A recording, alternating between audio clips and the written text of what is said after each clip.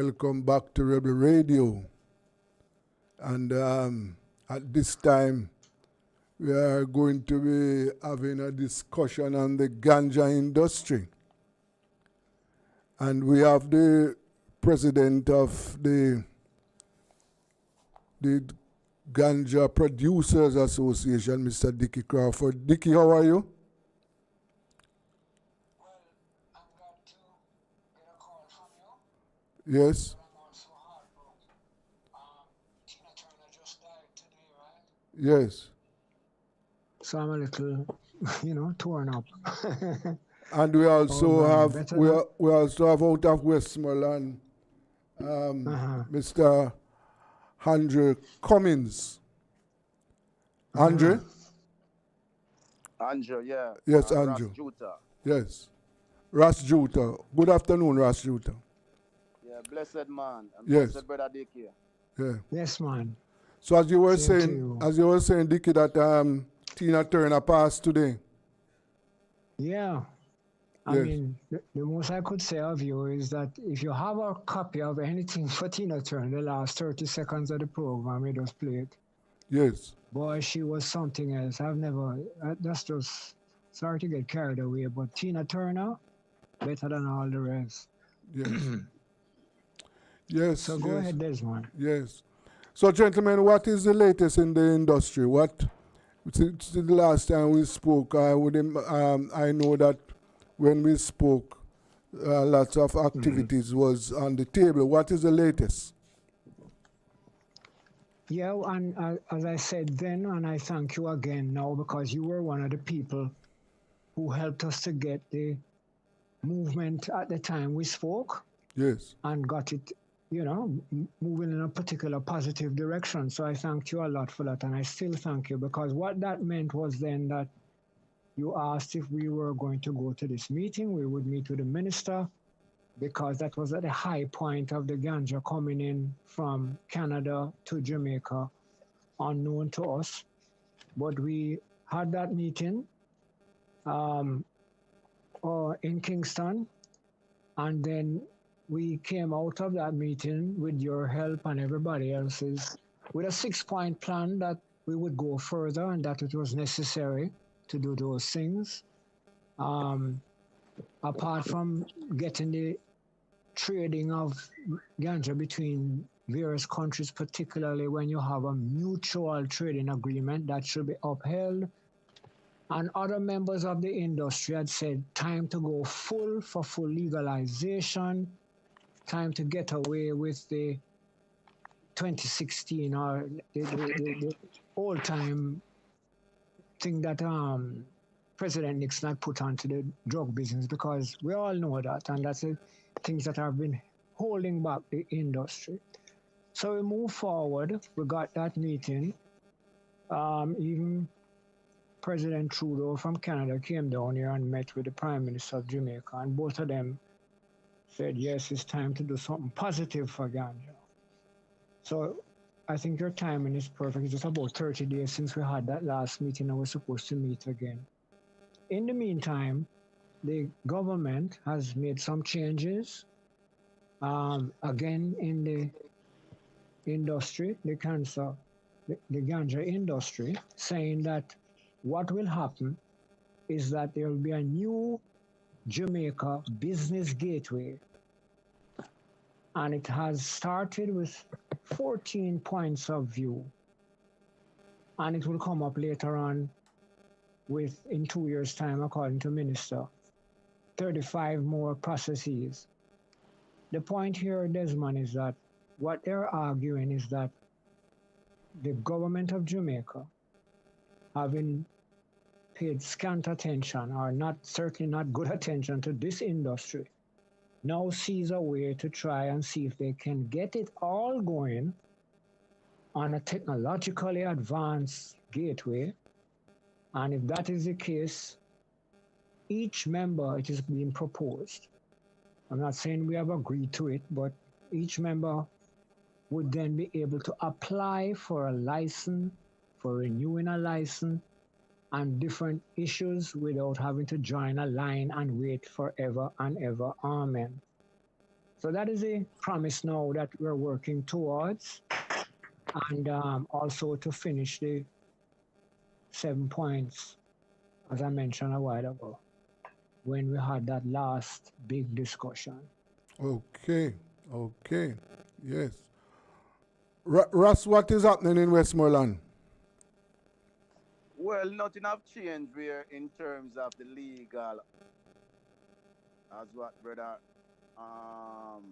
Dickie was talking about, the government have changing and the 14 points that they coming up, but we don't get it in Westmoreland at yet, so we're still waiting. But as you know, Jamaica is like Westmoreland is the mecca for ganja, so it informal cultivation and selling of herbs, where some people getting good prices, because them doing the whole scientific growing of the ganja now and having proper facilities where they grow the ganja and store and dry the ganja. Where you're getting some good herbs out of Westmoreland, even looking better than what they have in California right now. I'm very impressed. Seeing some herbs in Westmoreland right now. Mm-hmm. So it's still going on, you know. But as we said, we're still waiting. We're still organizing, as Brother Dicky is one of the pioneers in advocating on the small ganja farmers and the Rastafari also.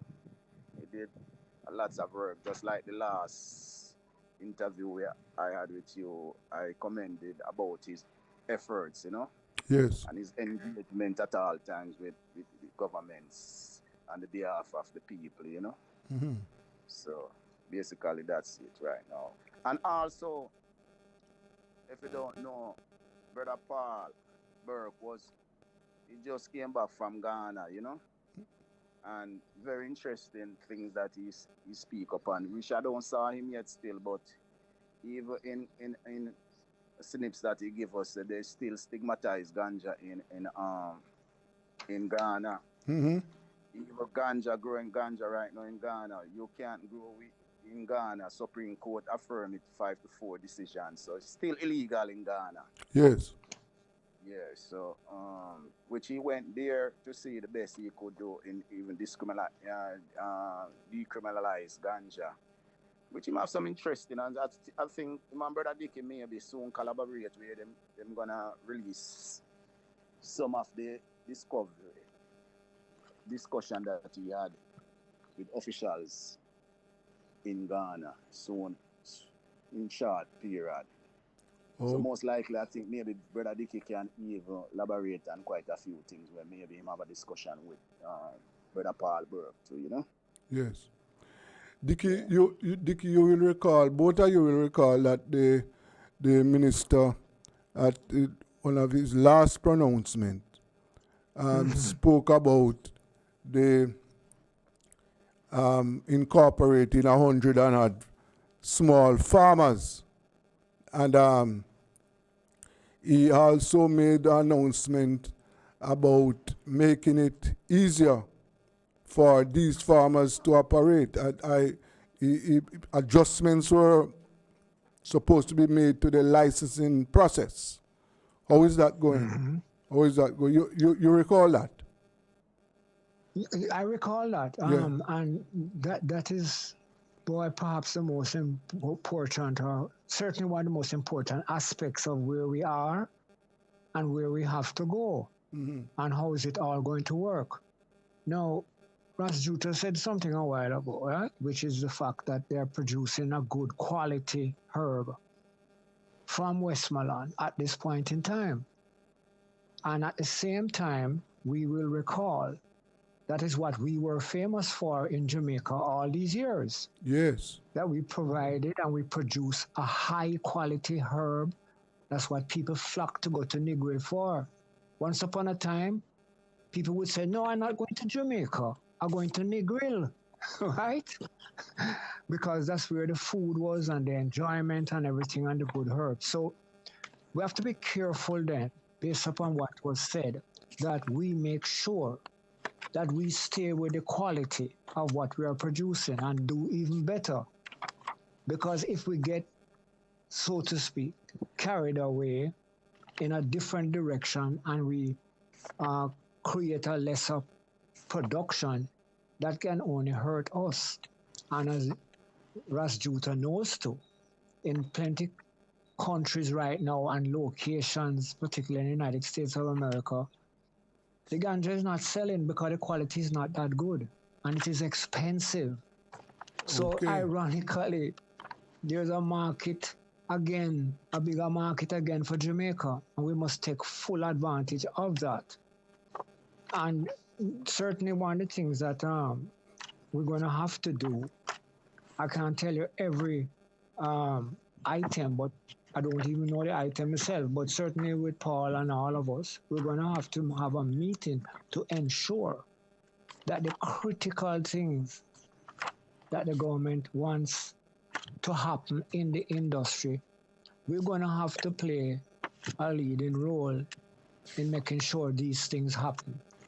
And there are about 2 or 3 critical ones that don't, I tell you the truth, we don't even need to meet. We shouldn't have to meet on this. One, total and full rights to the Rastafari community in this country. It's getting to the point now where in Jamaica, it's one of the few places where policemen are arresting Rasta. Everywhere else in the world I read or hear about, Rasta man is king of the walk. And that is part of the problem with us in Jamaica. We're joking around with the rights of the people. So that's number one. Number two, and this is coming out of a statement that Delroy Chuck, the minister, made. He says that, I suppose in welcoming the new shift and the new development, he's saying that we still have a couple hundred, particularly young men, who have no real freedom and rights because they were arrested for a minor crime, and it was told to them and to the country that they would be exonerated over that crime. What And was it that? has not What was that happened. crime, Dickie? What was that crime? Well, one of it could have been that you were caught some time ago smoking a herb, driving maybe a little too fast. I don't know. Minor things, obviously, maybe small theft. All right, I don't have the book in front of me, but we know these were crimes that were committed, and people were arrested for these things. Here's the danger, and what happens out of that, or has happened out of that, is that because we arrest them and we charge them for minor offenses, now they cannot get a job, they cannot get a passport, they cannot get a visa. What on earth is happening here? And then the same government turns around to tell us that there's a shortage of employment. We want people to work in the hotels. We want people to work here, and we want people to work there. But who's causing the problem but the government itself? To But- free the people. But there's a process. There's a process where you can have convictions. You can have convictions removed from your name. But of course, yeah. we've been working on that for that. And you know, Desmond, from Yeah. all your occupation and your life, you know about that. Yes. But what on earth are you waiting for years? You say you're going to free the people so that they will not have their rights compromised. And you don't do it, and then you're telling us about the people can't get jobs and it's unemployment. So these are some of the things that concern us, definitely. And although surely we are the Ganja Growers and Producers Association, but there's so many things in this society that hinges, it's not just ganja we're interested in. How do you get a better society going? Okay? Yes. Yes, yes, certainly. And one of the things that we're talking about the industry, some of those foreign investment that came in and started making preparation. Those entities, I understand, they are not operating now. They are closed. Is that your Some of them, information? yes. Is that your information? Yes. So they are closed because what were the main reasons why they were closed? Well, part of it lies in probably one of the first things Ross Juta just said. And we met with quite a bit of these investors who came in. And I remember a particular discussion with a group who had been allotted 2,000 acres of land in Trelawney. Right. So when we spoke, we talked about it, and he kind of shrugged me off and said, "No problem, what you talking about? I know about this business." What really happened then to that business was that the 2,000 acres of land was formerly sugarcane land, and it was laced with what you call it, the big problems that could not allow a proper ganja plant to grow in the development of that. So what happened? He grows the plant, he grows the herb, and the herb dies almost immediately and can't be used. So he had to close down the shop and move back. And that also further proves the knowledge which we must preserve of the Jamaican original ganja grower. There are people in Jamaica who have been planting the herb for years, Yes. and they plant it in areas which you know to Desmond that you can't even get up there. You can't drive no car up there, bicycle or anything like that. No. But they produce good quality herb. So consequently, it's not a matter of the hugeness of the land, but the quality of the land and the quality of the planter. So we have to preserve. We have to try our very, very best to preserve those things.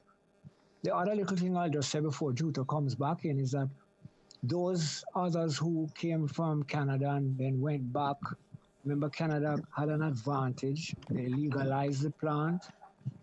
But one of the problems that they had, having legalized the plant now, and even some of the herb from Jamaica would have gone up there, but not planted in the same correct way that it should be. And what happened was that, and what is happening is that having legalized it, the government then decides to take a handsome tax from the growers, right? And the people who have the displays and have the shops to sell the herb. Yes. So that's one. So the price goes up. The second thing, the quality is not as good as what the long time people in Canada were producing. So that's where we got in, not we, but those companies got into problems, because if the ganja became so expensive and the quality so low, what they all did was go back to the original growers in Canada who used to grow the herb under better conditions or grow it and not charge this kind of money. So they lost money. Yes. So why they didn't use local expertise to ensure that they did what was right in order to get good yield from their products? Why they did not do that? I don't know. I think they underrated us. I mean, you know, as you know, Brother Dickey and Brother Desmond, Yes. the advantage of its global recognition, Jamaica ganja was having at the 70s and the 80s, coming up to the 90s, was the same man that you're talking about, that giving that expertise, that giving the ganja that global recognition. It was the small ganja farmers them that used to grow up the herbs up in the mountains. Yes. And this is one of the people. This is the people that they disregard at this present moment.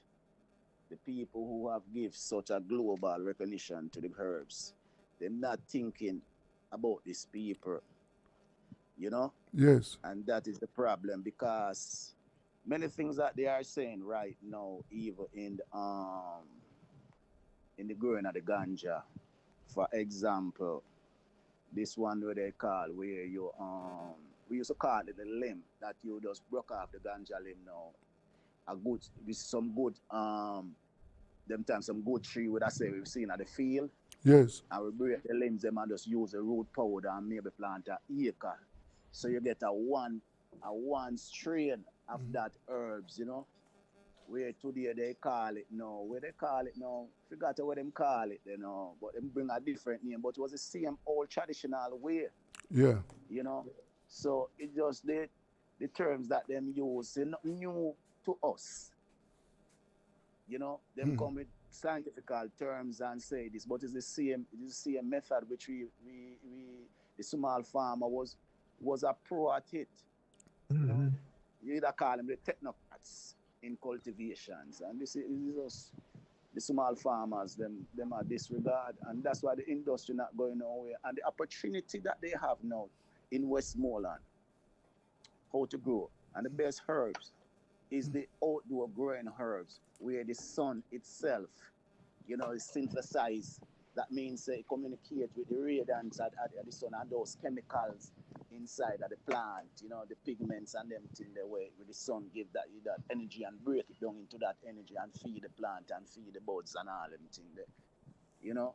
So Yes. them have to go back, them have to understand and respect the people and say, who did when Jamaica have that global recognition? Who was the one? Who was the people? Who were the people that given Jamaican that global recognition? You know, which is the small farmers. So that have to be recognized, and it's been happening now in Westmoreland. Some good herbs. When me come at home, me carry a nice jar, come give you drink tea and you smoke whatsoever, them show it. Because we have the law on our side, over 2 ounces we still can't trade with. Yeah. Yes. So, Russ, tell me something now. The farmers in Westmoreland, are they taking up the opportunities um, the given by the minister? You remember the minister said that okay, he's loosening up the licensing process to make it easier for farmers to be licensed. Are they taking up those opportunities?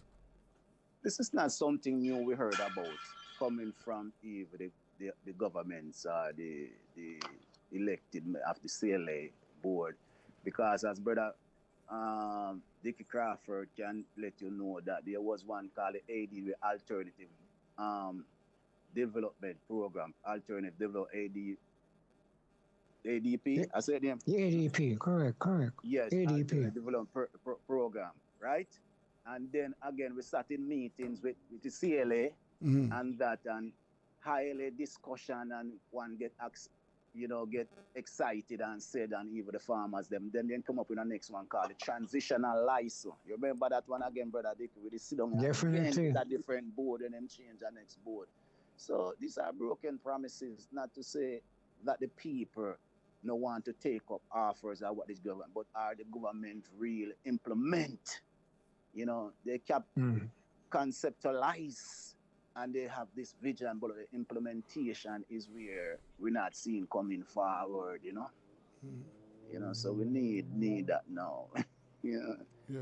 But The, still going on doing what we have to do, yeah. Yes. Mm, Definitely. But, yes. but Well said. That's a fact, Desmond. yes. But Dickie, at the start of the discussion, you mentioned something about Canada. Just repeat for me. What did you say our industry was waiting on from Canada? Well, some of our friends and co-workers and owners in Jamaica who plant good quality herb, they got very upset when they were told or found out that Canada had shipped quite a package of Jamaican ganja, so to speak, and it apparently was tested and found to be Jamaican ganja coming from Canada to enter Jamaica. Right. Okay. That would mean. Yeah. Repeat that, All brother right, Dicky. all right, gentlemen, just hold it for me there. We are going to take a break. Hold it for me. I'll soon be back. We are talking about the ganja industry with Brother Dickie Crawford and Russ Andre Cummins, Russ Juta. This is Rebel Radio. Can touch the rebel in you, and the rebel in you can touch a rebel in me, and the rebels we be is gonna set us free. Then it will bring out the rebel, bring out the rebel, bring out the rebel in me. New Budget Supplies big outdoor Labor Day sale with crazy discounts and super bargains. Paints up to 25% off. Black for apply, $5,499. 15% off French windows. Massive price cut on lumber, dress ply, zinc, water tanks, pumps, and lots more. New Budget Supplies. Let's keep those projects in budget with this big Labor Day sale. New Budget Supplies. 195 Hagley Park Road. Telephone 923-4560. New Budget Supplies. Always the best prices. My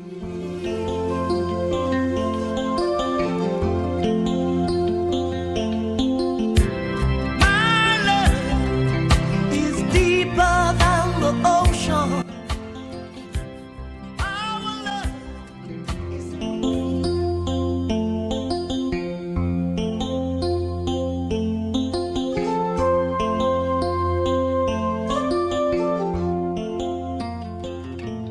the rebel in me. Yes, welcome back to Rebel Radio. And we are talking about the ganja industry with President of the Jamaica Ganja Producers and Growers Association, Mr. Dickie Crawford, and Russ Juta out of Westmoreland. Yes, Dickie, before we took the break, you were telling us about what happened when the ganja was imported from Canada. Yeah, what happened was that significant package, that significant amount of ganja that was imported into Jamaica created pandemonium when, of course, our own growers in Jamaica, who have to pay for a license and other things, were astounded and got very angry. So they said, no, you can't do that. Mm-hmm. And then when I mean, that's bad business. That's ridiculous. And then secondly, added to that, in any case, there are legal trading functions. There are trade arrangements between Canada and Jamaica. And it's not a matter that anybody came to speak with us and say, I'm doing this and I'm doing that, and you may do this and you may do that. No, it was unknown. So the ganja growers in Jamaica all got very upset over it. And it's from that then, and we knew we had the law on our side. So that is what caused the problem. And we said we have to meet with the minister to straighten this thing out, the legality of the transaction. Yes. Yeah, it is illegal for you to have a one-way mission where you are sending a product to us, but we can't send the same product or other products to you. So that is what brought all the excitement in the country when that happened. And it called upon us to have an immediate meeting and have the matter discussed. And that's what we did. And then, as Russ Juta is telling you, we still have further meetings to have with the government authority, because of the experience that everybody has by now. And if we just stop hiding and stop, taking away the rights of people and doing what is correct. Look, the Rastafari movement, is something that started years ago in this country. And the Rastafari movement was also influenced by two great sources. And one is Marcus Mosiah Garvey, right? And the Ethiopian connection. Right. Now, that was, you can't get better than that. So they went into farming. The first, we're now talking about, we're having to plant food in Jamaica now to survive because we have a shortage of food for the people. Yes. Well, the first farm that was doing that was Pinnacle. That was started by the Rastafari movement right there in the place where you had the first free village in St. Catherine. Yes, yes. So, you know, when you're coming from that kind of background and that kind of depth, what on earth are you trying to prove? Yes, it was true that eventually the colonial master sent the soldiers from Upper Camp and whatnot and put my guy in prison. But then we're now on the basis of resurrecting and revitalizing the industry. And it makes no sense at all for the government of Jamaica or anybody to try to deny that and create a lot of problems. And if they stopped, looked and listened, they would see the answer. You're not producing enough food. The people hungry, them can't get food to eat. The farmers of Jamaica, the small farmers, the indigenous farmers, can add significantly to producing and working with the Ministry of Agriculture, and at the same time planting good quality herbs. Do you know, Desmond, that since 1961, when that madman Nixon in America declared it a crime, do you know that up to this day, that rather the Ministry of Agriculture, top people who are there to go out and help farmers to produce, are not able to touch the ganja plant? Yes, because one of the things that I am thinking that the ganja should now be incorporated in the agricultural industry as a product.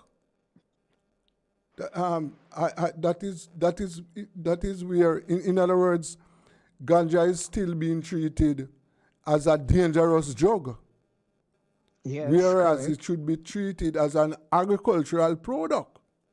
That is That's how right. that is how Jamaica is going to reap the benefit from this plant, you know. Right? And every country who has approached it that way has reaped great benefits. You know, when I think of Uruguay down in South America, when them had unemployment, shortage of food, and so forth and so on, and there was always pestering the minister, the prime minister, to do something about it. Luckily for them, well, he was a president of a country. He used to drive an ordinary VW to work, and he no wear tie and jacket and all like that.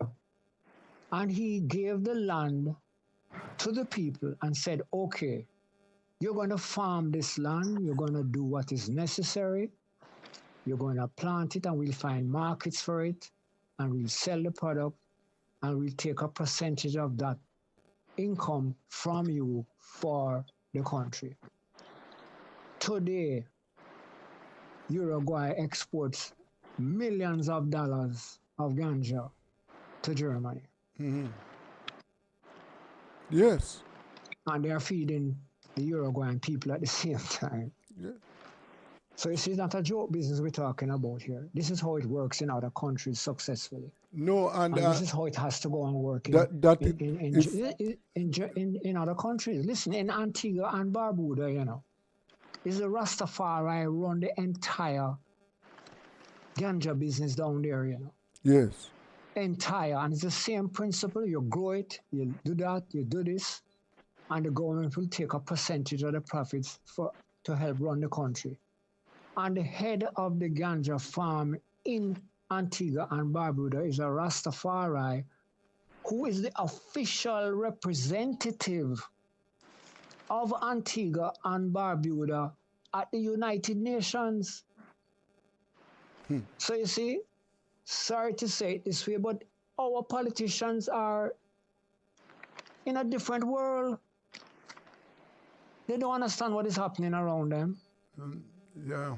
So that's part of the hard work we have, and I hope we're gonna get through it. But your association, you know, Dickie, your association Yes. will have to step up the pace, you know, to get the local farmers, better organized so that they can take hold of this industry and generate the benefit that they ought to be generating. We can't allow.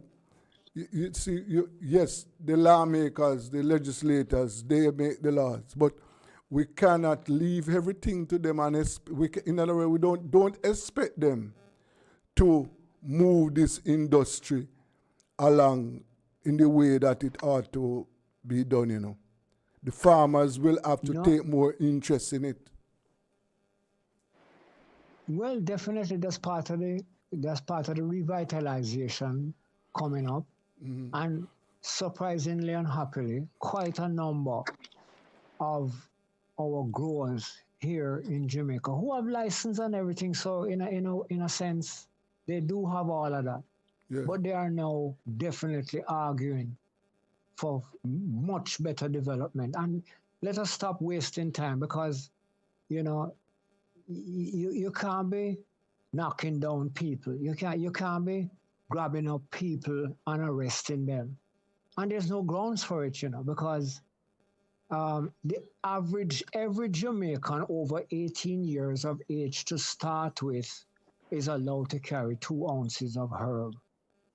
Okay? Yes. In addition to that, specifically, the Rastafari has that right, as well as the right to practice his religion, right?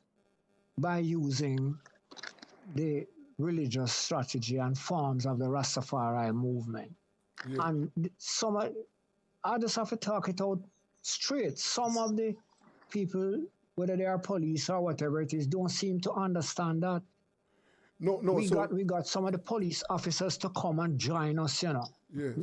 The Ministry of Industry, Investment and Commerce got them to come and join us to sit down and reorganize the industry.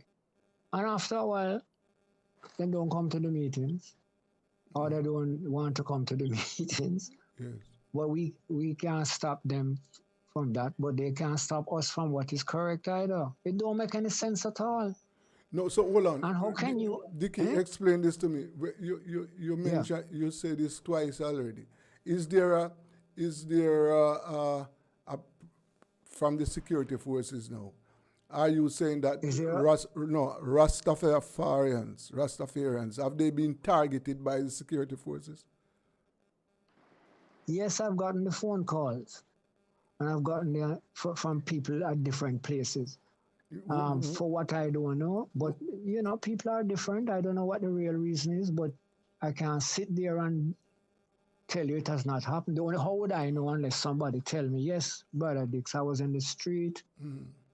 I just walking down the road, going to a ceremony, and they see him with the herb, and it's legal to have that herb to go and have a prayer session. Yes. And maybe they just take it out of their strength and do it. That's what caused Carroll Gardens years ago, you know. And we don't want to go back into that direction. No.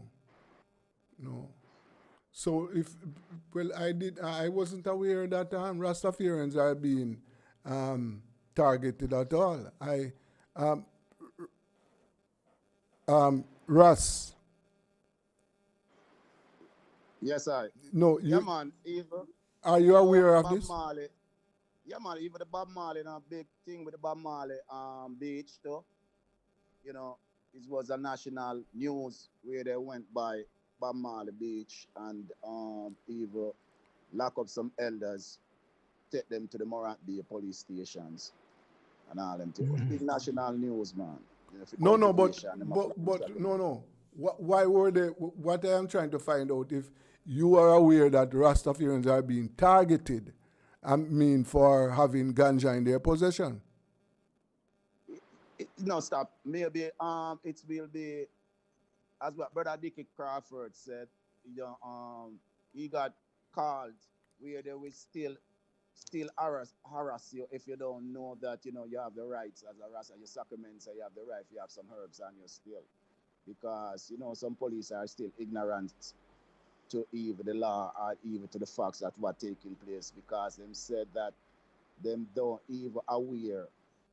Some of them don't even aware of the 2 ounces and whatsoever. If a lie them want to say it or not, you know. You know, but there's still, and as my brother Dickie said, you know, you go introduce some to come to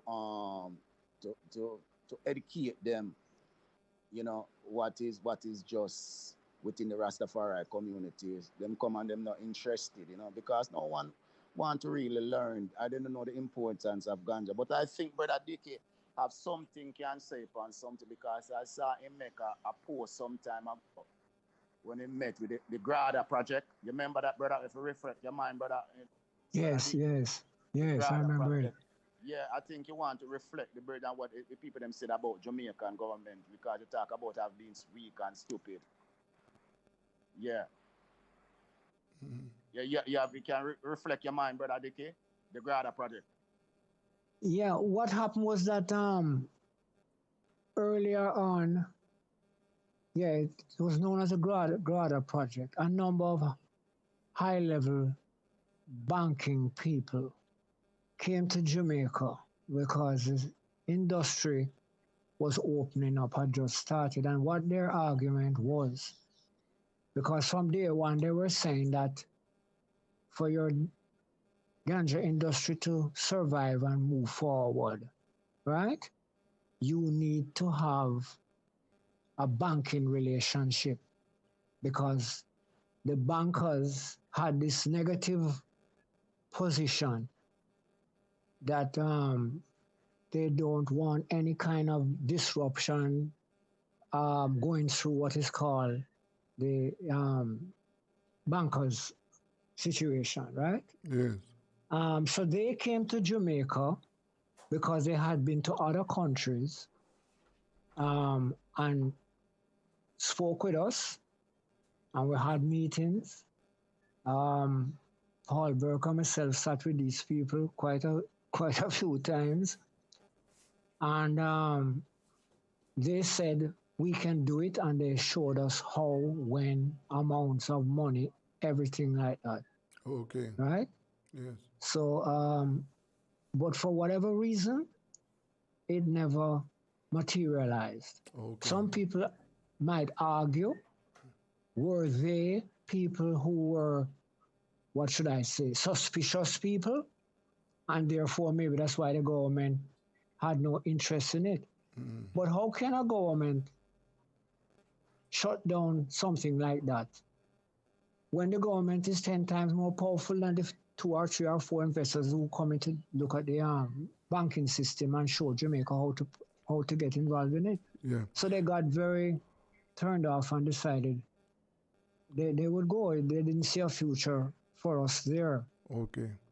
Well, And then now, if I'm to look at it from what Juta just said and how it started and what we did, I would see something that maybe them had some ideas or practices that could have helped us, because subsequent to the Grada project and right now in this country, we're having a big problem. yes. Well, Dickie, Corresponding banking related. Dickie, I tell you what, we will have to we will have to continue. We will have to continue this Yes, discussion. no problem. Yeah, because we have exhausted our time. Yeah. So I just want to thank you and Russ for your contribution this evening. And let us say next week we will continue this. We will continue this discussion, because this is a very important industry and we can't just allow it to just wander along like that. We must take action. So thank you. Thanks. Thank you, Mr. Crawford, and thank you, Andrew. Until next week. Take care. Yes. We'll touch a rebel in you, and the lovers we be will bring sweet harmony. Then it will bring out the love. New Budget Supplies big outdoor Labor Day sale with crazy discounts and super bargains. Paints up to 25% off. Black to apply, $5,499. 15% off French windows. Massive price cuts on lumber, dress ply, zinc, water tanks, pumps, and lots more. New Budget Supplies. Let's keep those projects in budget with this big Labor Day sale. New Budget Supplies. 195 Hagley Park Road. Telephone 923-4560. New Budget Supplies. Always the best prices. Got the notion to bring out the love in me, and I will bring out the love in you. Let the rebel in me. Tools, Hardware and Supplies is having a massive civil servant sale in celebration of all civil servants. Store-wide discounts and specials on new arrivals and best-selling items for all your home renovations. Best quality items at the lowest prices island-wide. You will love the savings. Just show your ID and you're good to go. So come visit us at 279 Spanish Town Road, 4 South Camp Road, 8 Red Hills Road, or online at toolsja.com. Tools. The Lion King of all. For your best life, wait. Go check your HIV status, wait. So keep your life trending, no pretending. Me, I tell yourself it, do it for you, do it for you. Every time you are link with a condom, coulda Ozzy, coulda wife, coulda be a random. Condom connect and protect your profile. Be your own fan, do it for your best life. Do it for your best life. Do it. Don't put yourself at risk. Condom connect every time. Do it for your best life. Do it. Ever wanted to share what you know about a crime, but were too afraid? At Crime Stop, we make it easy for you to report on crimes safely and 100% anonymously. All it takes is 4 simple steps. First, contact the tip line at 311 or visit www.crimestop.org or www.311tips.com. Then share what you know anonymously with one of our trained counselors. Any information related to criminal activity is accepted. We don't want to know your identity. We don't record calls or use star 69. And there is no way of tracing tips over the phone or online. You'll also be given a file number for your tip.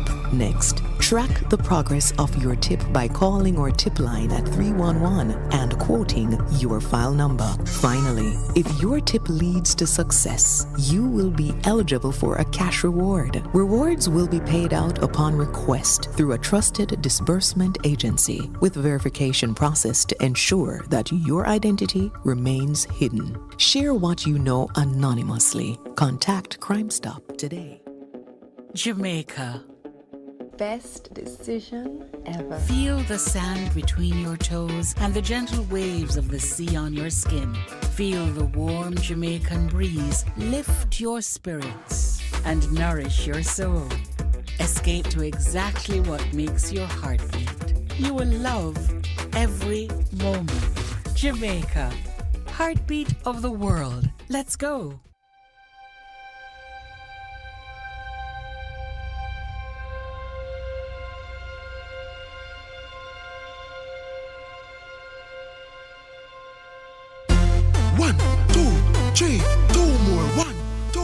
Adults to 30 minutes activity daily. Love your body, treat your body right.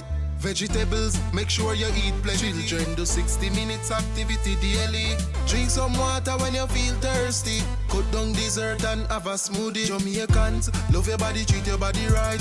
Love your body, treat your body right. Just eat right. Love your body, treat your body right. Love your body, treat your body right. One more time now. Love your body, treat your body right. Love your body, treat your body right. Just eat right. Love your body, treat your body right. Love your body, treat your body right. Listen up. Make sure you know your health status. Go a doctor and get a regular checkup. Chronic disease can slowly creep up. We can lower the risk and live up if we just eat right and get moving. Jumping, running, dancing, or skipping. Change the children, them lazy habit. Make them play out the door and put down the tablet. Jamaicans, love your body, treat your body right. Love your body, treat your body right. Just eat right. Love your body, treat your body right. Love your body, treat your body right. Jamaica get moving. Love your body, treat your body right. Love your body, treat your body right. Just eat right. Love your body, treat your body right. Love your body, treat your body right. After two, make me hear you say I love me. 1, 2. 1, 2. 1, 2. After two, make me hear you say I love me. 1, 2. 1, 2. 1, 2. Jamaicans, love your body, treat your body right. Love your body, treat your body right. Just eat right. Love your body, treat your body right. Love your body, treat your body right. One more time now. Love your body, treat your body right. Love your body, treat your body right. Just eat right. Love your body, treat your body right. Love your body, treat your body right. Jamaica get moving. Love your body, treat your body right. Love your body, treat your body right. Just eat right. Love your body, treat your body right. Love your body, treat your body right. One more time now. Love your body, treat your body right.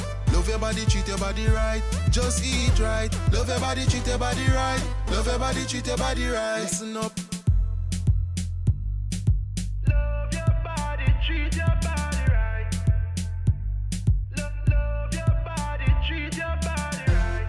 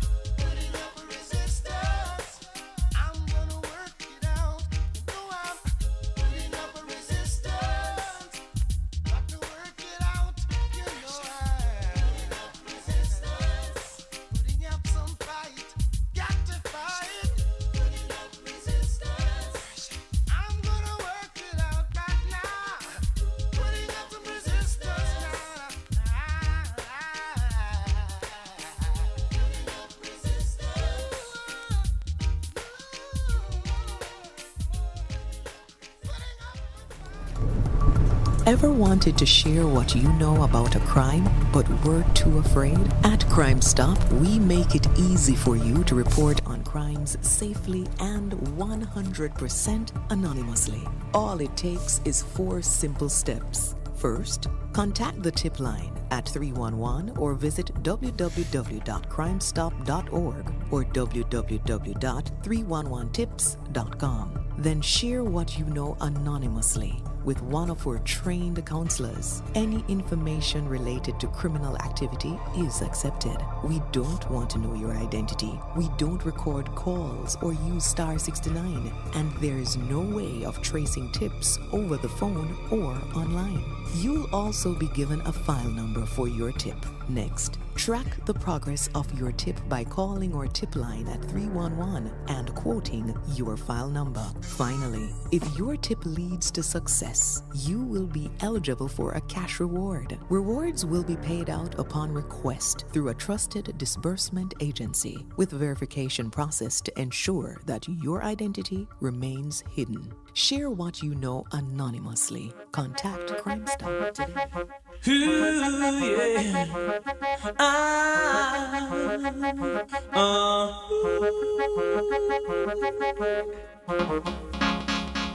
You're not alone.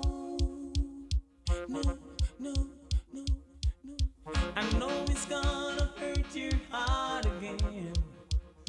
And this I know. Yes, yes, yes. You can count on me, I'll be there as your friend. To give it all you got. Don't cry, cause it's over now. Don't sigh, things are better now. I will give you everything you need. You can always count on me. Give it a chance. I'll make it up to you. Give it a chance. I'll prove this world was wrong. Give it a chance. I'll prove this world to you. I'll teach this world a lesson, and will never let you fall. Give it a chance, girl. It's not your fault. No, no, no. With you, you were just a trusting heart. Erase that fault. Yes, yes, yes. You're so beautiful, please sell away your heart. You give me all you got. Don't cry, cause it's over now. Don't sigh, things are better now. I will give you everything you need. You can always count on me.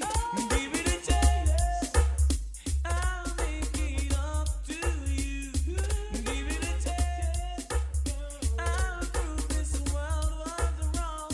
Give it a chance. I'll make it up to you. I'll teach this world a lesson, and will never let you fall. Give it a chance. Girl, you're not alone. No, no, no. I know it's gone. Well, it's that time of the day for food security, Wednesdays. And we have with us 2 farmers, Mr. McCurdy from St. Elizabeth, and we also have the president of the JAS organization in Westmoreland, Mr. Owen Dobson. Gentlemen, good afternoon. Good afternoon, sir. Yes.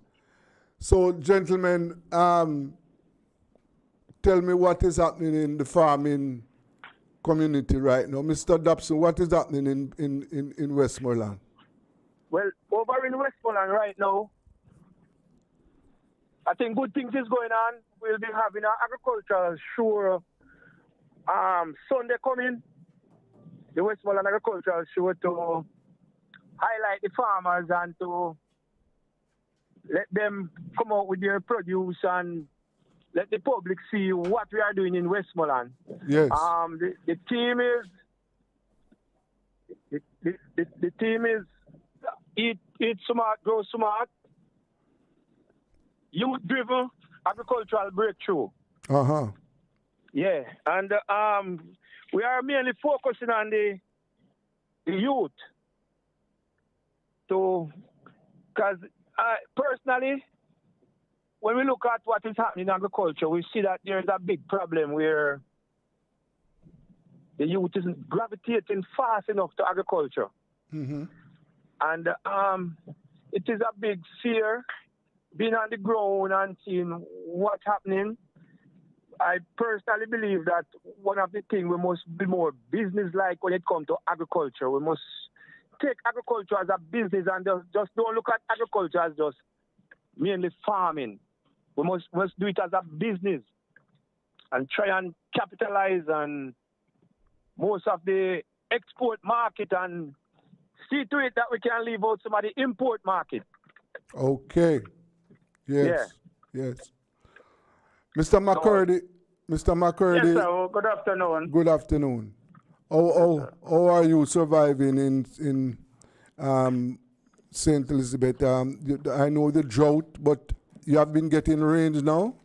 Yeah, we've been getting some rain. Up to this morning, we get some rain where I live.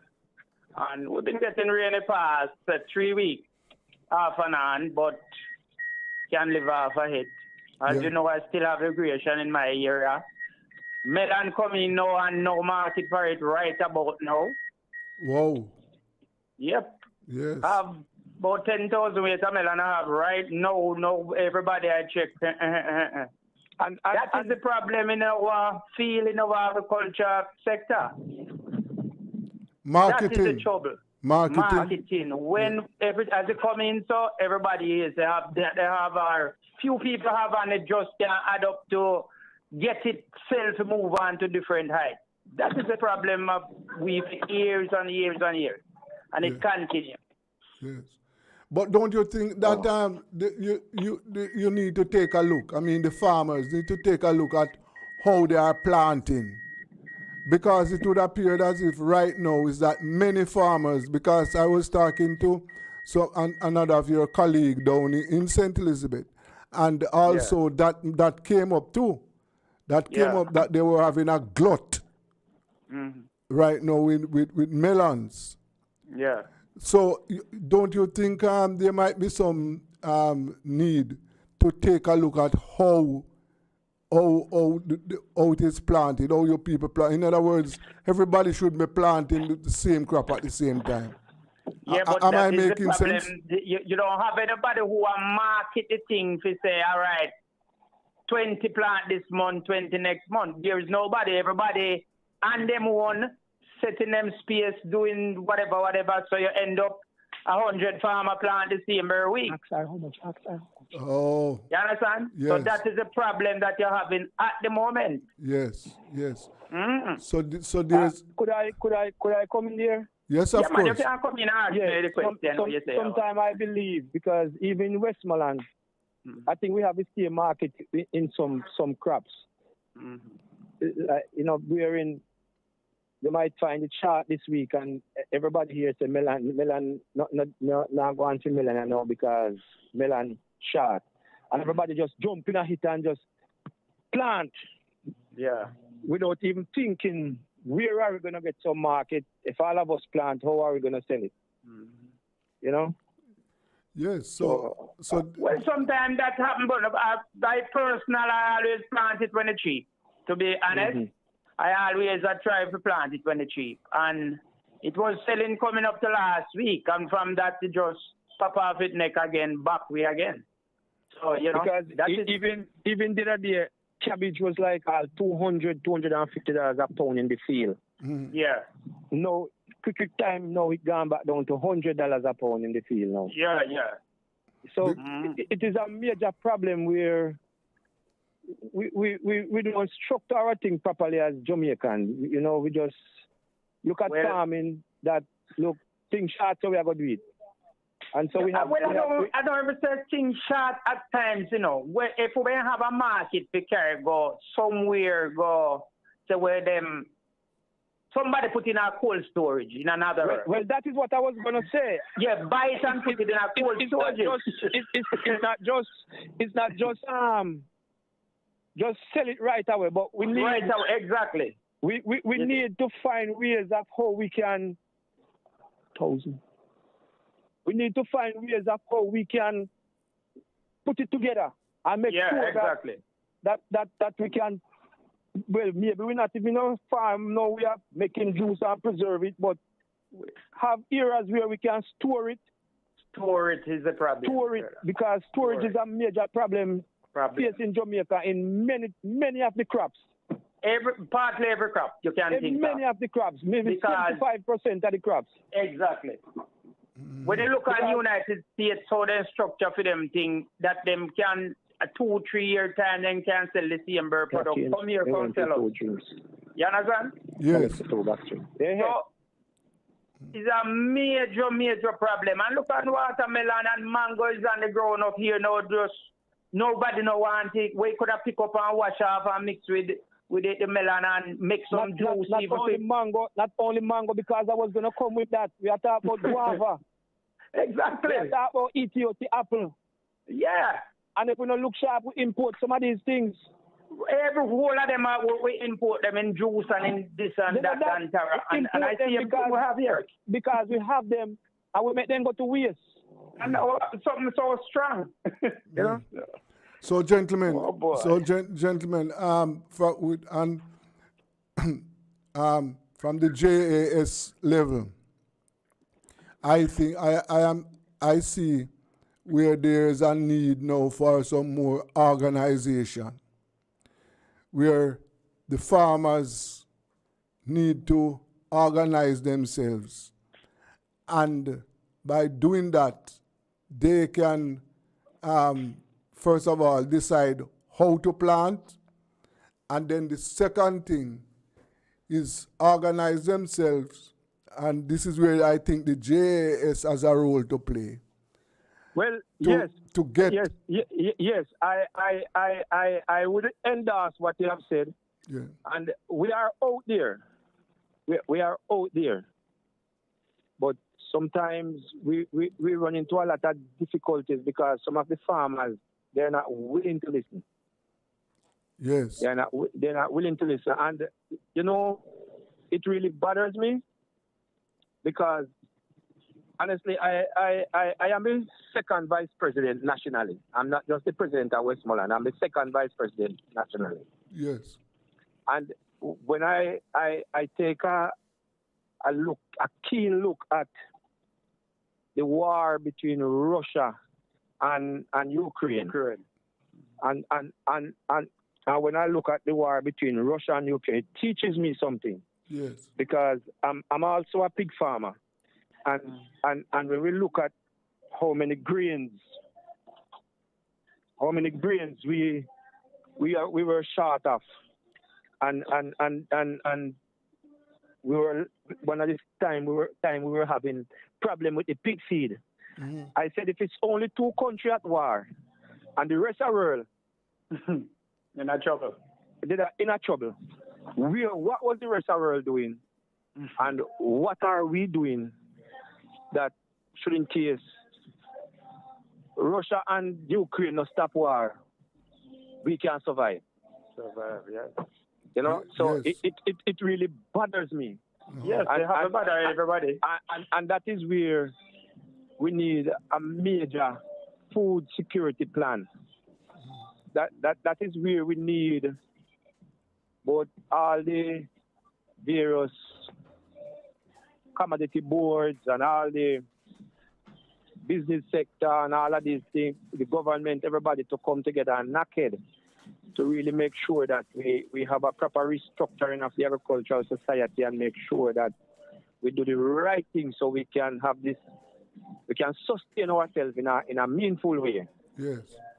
Not for us to farm 1 month and then everybody cry out that no market and everything died on, and then the next thing again, we hear that starvation might come, or when you go to the marketplace, the housewives cannot buy food stuff and things like that. And unless we really catch a grip of ourselves and make some drastic move to educate our farmers and to make sure that we put the right mechanism in place going forward, we are going to keep going on the back foot and keep to suffer from these things. Yes, certainly. Well, as I said before, that if we don't have a storage, we continue to go on the back foot. That is the main problem, the storage, if we don't. That is it we call them food security. Because if you don't store up the next month, or 2 months' time, or 5 months' time, you're going to trouble. Yes. You understand? This is certainly going to require some investment. It's going to take some investment it's not that people are not willing to invest, but there is always an after effect. When you invest, because you have people who is willing to invest, you have farmer who is willing to farm. But again, they struggle, they suffer, pay the price, pay the consequences of it when they can't get market. Glut, when glut come and the things spoil for them. And it happens right around in many different areas of agriculture in terms of the amount of produce that come out. Waste. Go to waste. You understand? True. So, Well, so Mr. Dobson, as you start on this question of storage, what is the JAS? What's the JAS thinking on attracting investment to go into this area to build storage facilities so that it's not all about just the JAS and what is the JAS thinking. It's all about a collaboration with RADA and the government as a whole. Yes. All of us, all three of us, the entire Ministry of Agriculture, all of us have to sit down and make sure that we are on the same page in that area.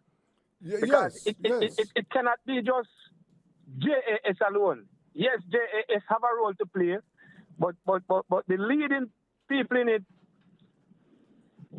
we all must sit together and make sure we do the right thing. Yeah, I think you are right, but I am asking if the JAS is leading the discussion to get the relevant parties together so that decisions can be taken. Well, from time to time we try our best to deal with some of these farmers, try to lead some of the discussion and have meetings and things like that. But the JAS doesn't really have the money to put these things in place. Yes, sir. And that's why I said to you that between RADA, JAS, and the Ministry of Agriculture, we have to come together. All of us have to come together. It has to be a unified team and going forward. Yes, I agree with that. I agree, but it is.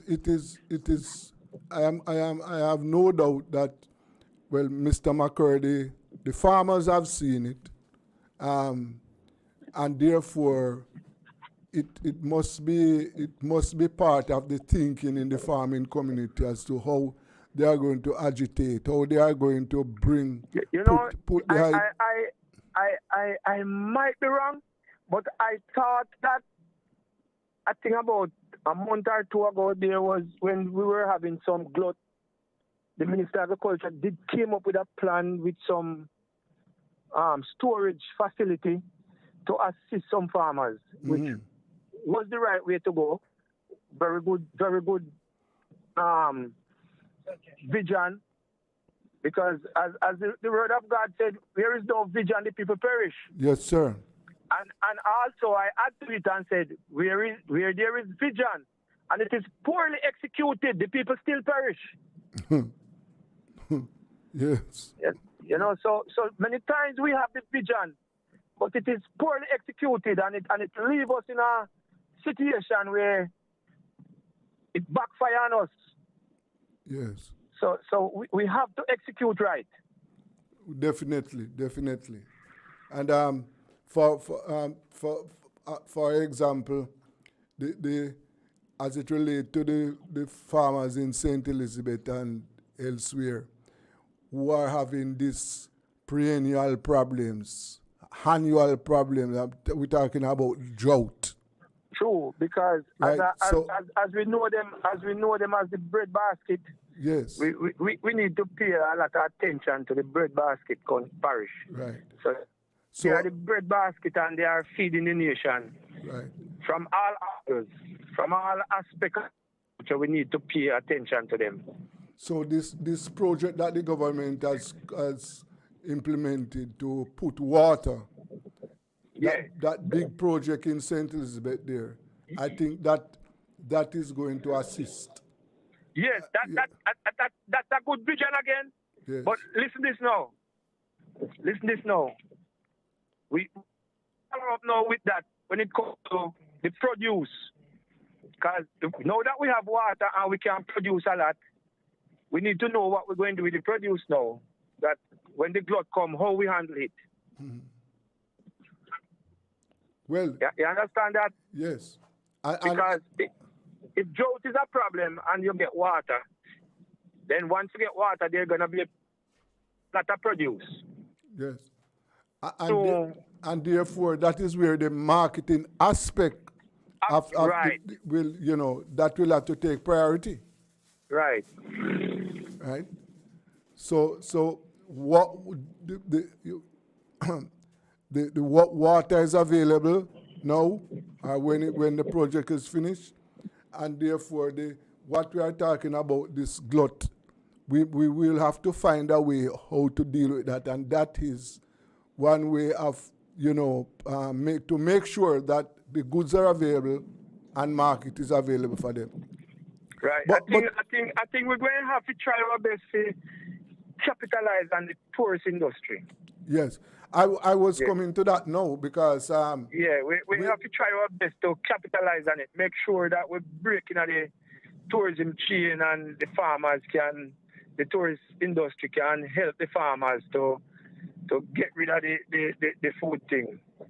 Yeah, but right now, I am aware, and you people should be more aware than me.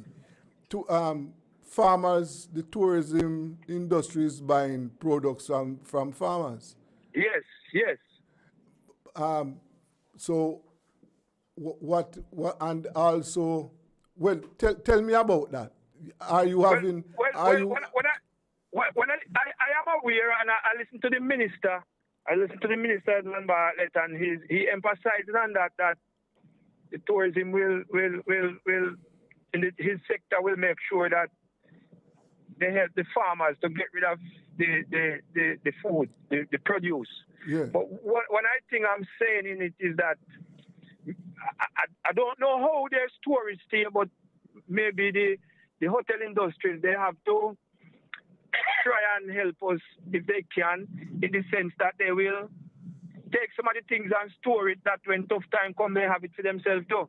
I know the tourist industry love the fresh things, just get it fresh and utilize it. Yes. You understand? But I am still saying that they could have played a role and take some of the things from the farmers and store it, because they have good cold storage. I don't know how big their cold storage are, but they have good cold storage, because I used to work in hedonism too for 8 years, and I know they always have good cold storage. Yes. Well, these are some of the ideas where you have to discuss. And tell me something. Another Grace buy products from the farmers in Mr. McCurdy. Well, I know Grace. My recollection is that Grace help the farmers when it comes to pepper, hot pepper, and things like that. For they do a lot of seasoning. Yeah, I know that they used to take a lot from farmers. They have their contract farmers, and they will assist other farmers just as well. I know that with Grace. Yeah. And I know that with Grey, you have Grey seasoning down in Westmoreland here also that support the farmers in their pepper production. Yes. And not only in Westmoreland they supported it, they go all over and buy St. Elizabeth all over. Okay. So we just need some more from the business sector to come on board to help the farmers while they produce. Yes. Yeah, because if we are to just look at the housewives alone, then farmers' crops are going to perish. And also, farmers, we have to start also look at the export market also. That's what as I said that before. So we need to capitalize more on the export market and minimize our do less of the importation. Yes. Because if we do that, then we'll be in better hands because we'll be carrying more for the country financially. So that is the best way to go. Yes. And I can well imagine that your organization is playing a leading role in that. I mean, to get the farmers into more of the farmers because well, we have a lot of the groups that we have farm and we assist them in many ways, marketing, seminars. We have some field days. We try to educate them in more ways than one. Yes. Yeah, and as I said, that's why even this agricultural show we have it in Westmoreland, that's why it's mainly based on the youth, trying to sell agriculture, trying to help the youth to get involved in agriculture. Yes. And make sure that we can have a vibrant agricultural society. Because I tell you something, Jamaica is one of the most blessed islands in the world when it comes to agriculture. Yes. Because personally, I believe that when you hear we talk about spring, summer, autumn, winter, we don't believe we have a spring because we can produce all year round. That's true. And the rest of the world have to go build greenhouse and all that kind of something to cope with if we really mean to produce. Because they don't have the kind of climate that we have. Yes. You understand? So we can do it, we can do it. It's just to get the right thing in place and get the right support. Farmers need land and all those things. Try to occupy up some of those cane land where they chop and get the kind of help and this kind of support from the government and go forward. We can do it, man. Yes.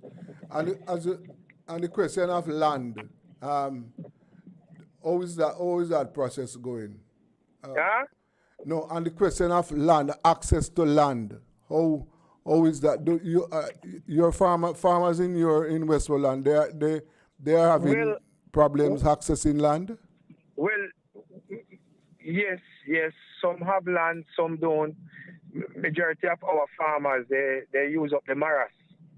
Because they do a lot of dasheen, they produce cabbage, they produce quite a few things in the maras. Yeah. It's mainly dasheen, but they do other crops as well. Yes. But they do well with dasheen, trust me. But you are saying that they're having some issues accessing land. Yes, because they are like people who want to farm on the higher land. Yes. they don't have access to it. And then there are some who really farm on highland, but they are like mountainside land where there is no mechanical help. Mm-hmm. Because tractor can't go on the land there. Some people still have to stick to the old time fork and machete and hoe and pickaxe. When, we are drift around that now because technology gone further than that now, past that. Yes. So, you understand? Mm-hmm. So we'd love some more of the flat land where the mechanical things can work, so people can do more. Yes. And these land that you are talking about, they are what? Owned by government? Is the government? Well, there are some of the sugar cane lands that has been thrown up. Sugar is some still doing a little sugar, but there are a lot of empty lands where no sugar cane is farming on them right now. Mm. Yeah. Then it shouldn't be difficult to access those land. Well, I do know.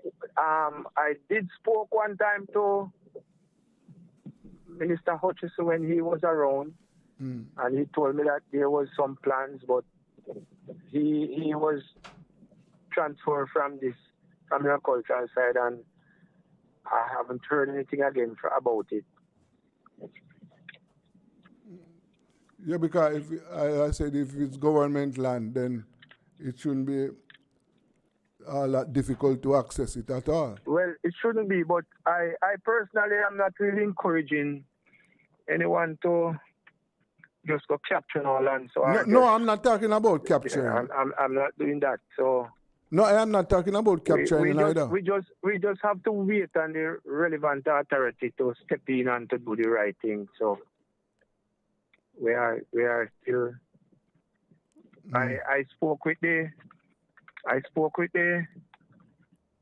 Central Westmoreland MP the other day when we were having a meeting to highlight our show, and he said he has made some recommendation and things like that. So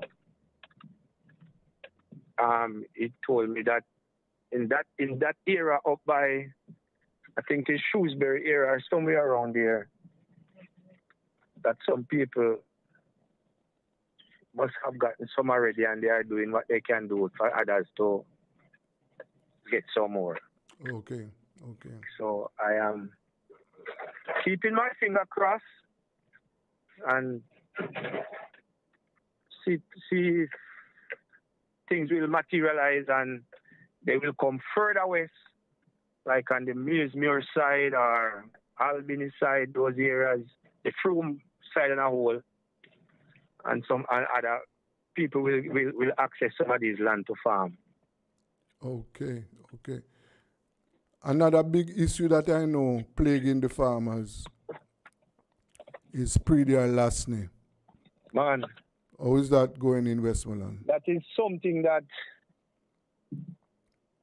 everybody is concerned about. Everybody. Mm-hmm.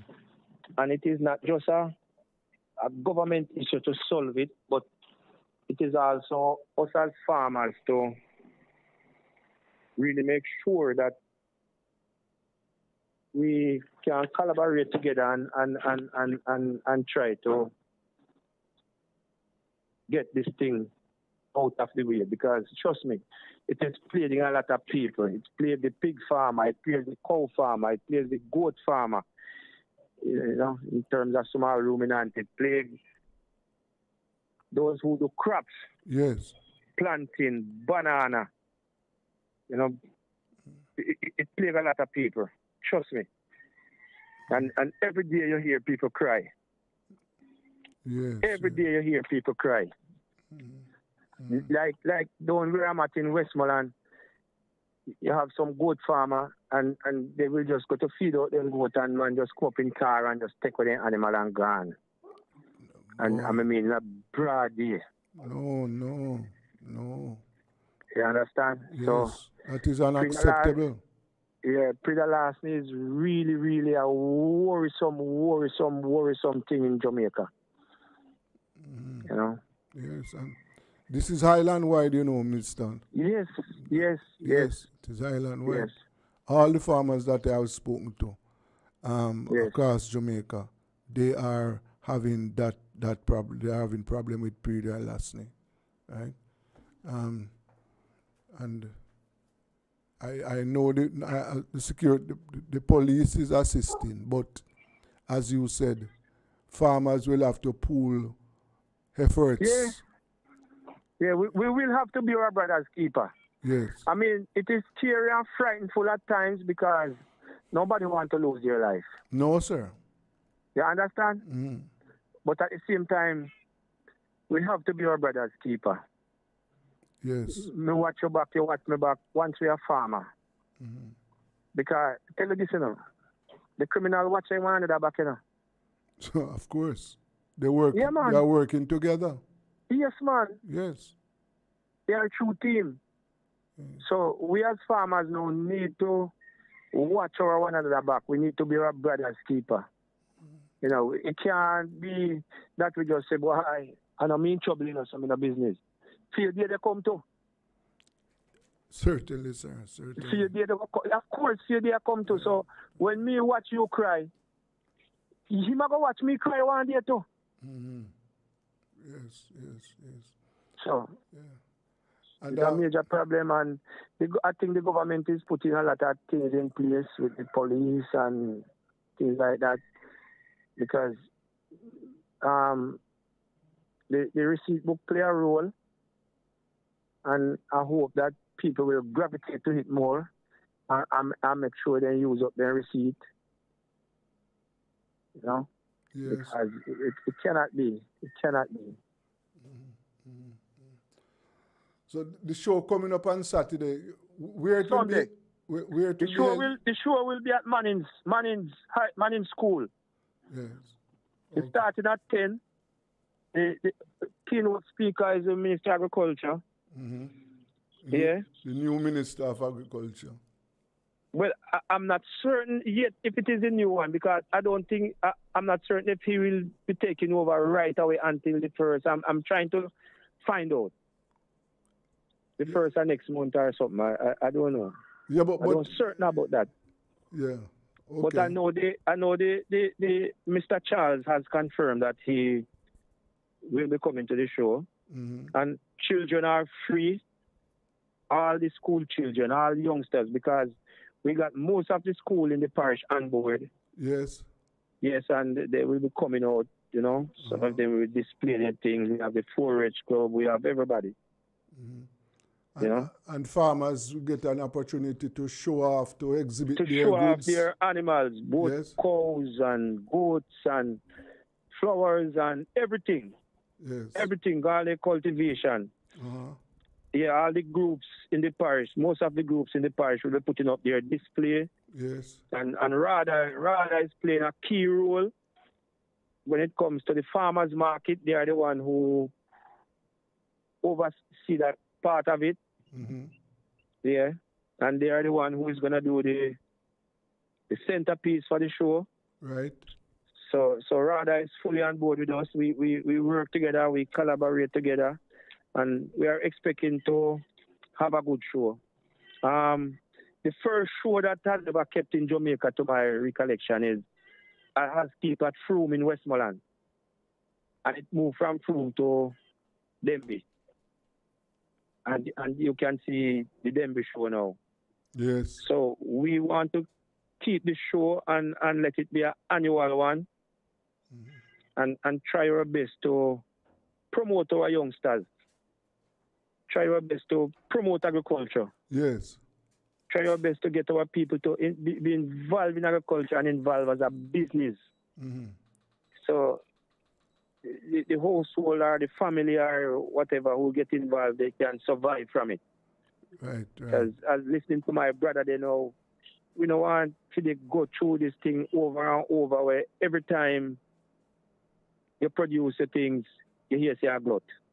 It's not good for nobody, you know, help the country, not help no farmers. Mm-hmm. Because if you spend, you need to see your intake. Yes, of course. Yes. Yeah. Yes. Yeah. So, the in Westmoreland, you have you say you still have some issues with land. Well, as I said, Prida-Lasney is Highland wide. Prida-Lasney is island wide. Yes. Yes, and there are people. Yes, we know because from time to time people come to us at the office how they can access some of these land, the cane lands and things like that. Mm-hmm. But I hope soon the government will intervene. Yes. And as you know, we'll be having the bamboo production in Westmoreland also. Yes. Yes, over by Petersfield. Tell us about that. They are on board with us. They are on board with us to help promote the show. Yeah. They are one of our big sponsors because you know there will be a bamboo production, and it is Westmoreland that they have launched this. So what I know about this bamboo, but tell us some more about it. Tell us some more about the bamboo production in Westmoreland. Well, they will be in. I think they're gonna inhabit some of these lands that is out here to cultivate bamboo. Yes. And build up them factories and things like that. Yes. That's my knowledge. Yeah. Uh-huh. I really need to know a little bit more, but based on what I learned, is they are going full speed ahead with their bamboo production. Yes. And that will open up a lot of employment for the Westmoreland people, based on what I've learned. Mm. So. Okay. Yeah. That's good news. Good yeah. news. Well, I just want to say thank you very much for participating in the program this evening. And the Rebel Radio platform is open. Food security is our weekly program that we use to talk about agriculture, how we can, first of all, maintain food security. We want to ensure that we are able to feed ourselves and that we want to grow and produce more food so that we can cut back on our import bill. Yes, true. So, thank you very much, Mr. Owen Dubs. And thank you very much for having me. Yes, sir. Yes, sir, and I enjoyed the little chat. Yes. Yes, and I hope our farmers will let us all pull together and make sure that we have a good farming society. That is it, sir. Yeah. Have a good evening. Thank you. Thank you, sir. Okay, that was food security.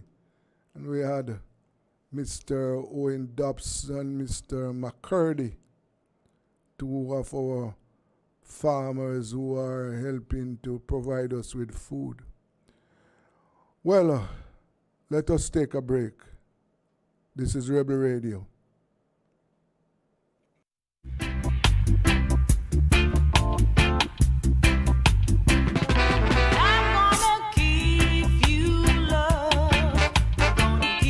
New Budget Supplies big outdoor Labor Day sale with crazy discounts and super bargains. Paints up to 25% off. Black for apply, $5,499. 15% off French windows. Massive price cuts on lumber, dress ply, zinc, water tanks, pumps, and lots more. New Budget Supplies. Let's keep those projects in budget with this big Labor Day sale. New Budget Supplies. 195 Hagley Park Road. Telephone 923-4560. New Budget Supplies. Always the best prices.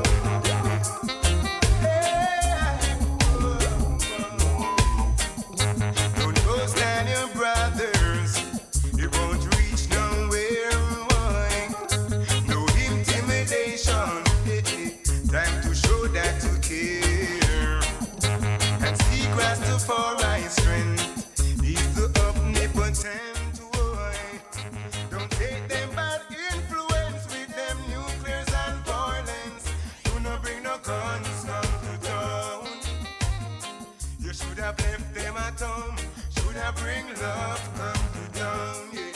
I say spread the joy around. Shouldn't bring no guns come to town. You should have left them at home.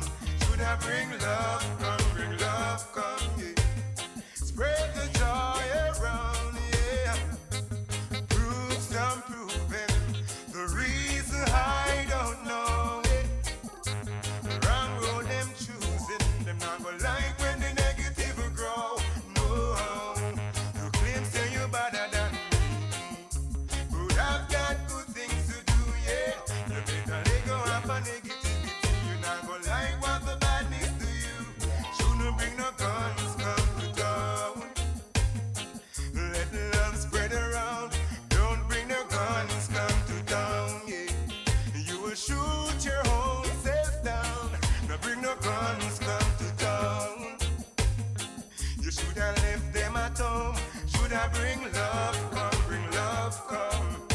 Oh, oh, oh, oh, man. Don't bring no guns come to town. Oh,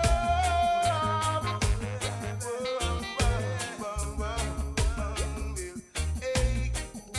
Some make a living by slewing people, yeah.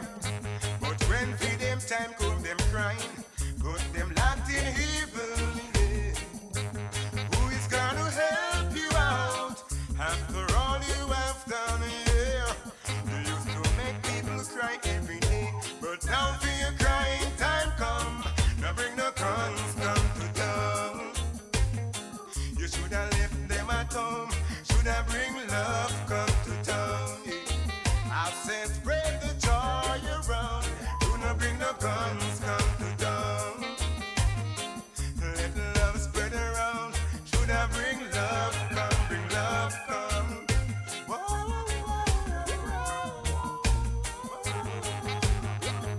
should have bring no guns come to town.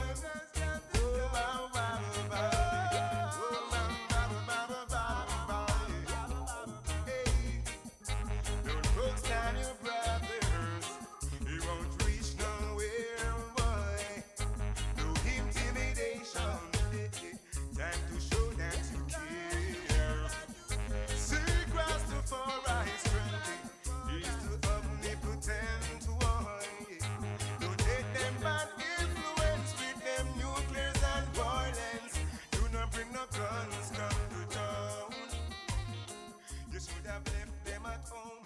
Should have bring love come to town. Tools Hardware and Supplies is having a massive civil servant sale in celebration of all civil servants. Store-wide discounts and specials on new arrivals and best-selling items for all your home renovations. Best quality items at the lowest prices island-wide. You will love the savings. Just show your ID and you're good to go. So come visit us at 279 Spanish Town Road, 4 South Camp Road, 8 Red Hills Road, or online at toolsja.com. Tools! The Lion King of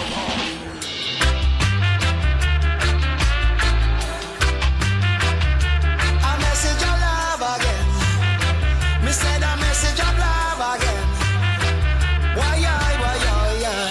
When me was a youth, me granny whip me and me skin it coulda catch a fire. Nearby Fred Tona playing a lynch pack and the music just blaze it higher. Cause me couldn't leave the yacht, she said the dance got too much weed and rasta. I love your granny dear, but this a generation come fi blaze it higher. You cannot deny the people's strong. You cannot deny the people's strong. Open your eyes, people's strong, and feel the vibes, yeah.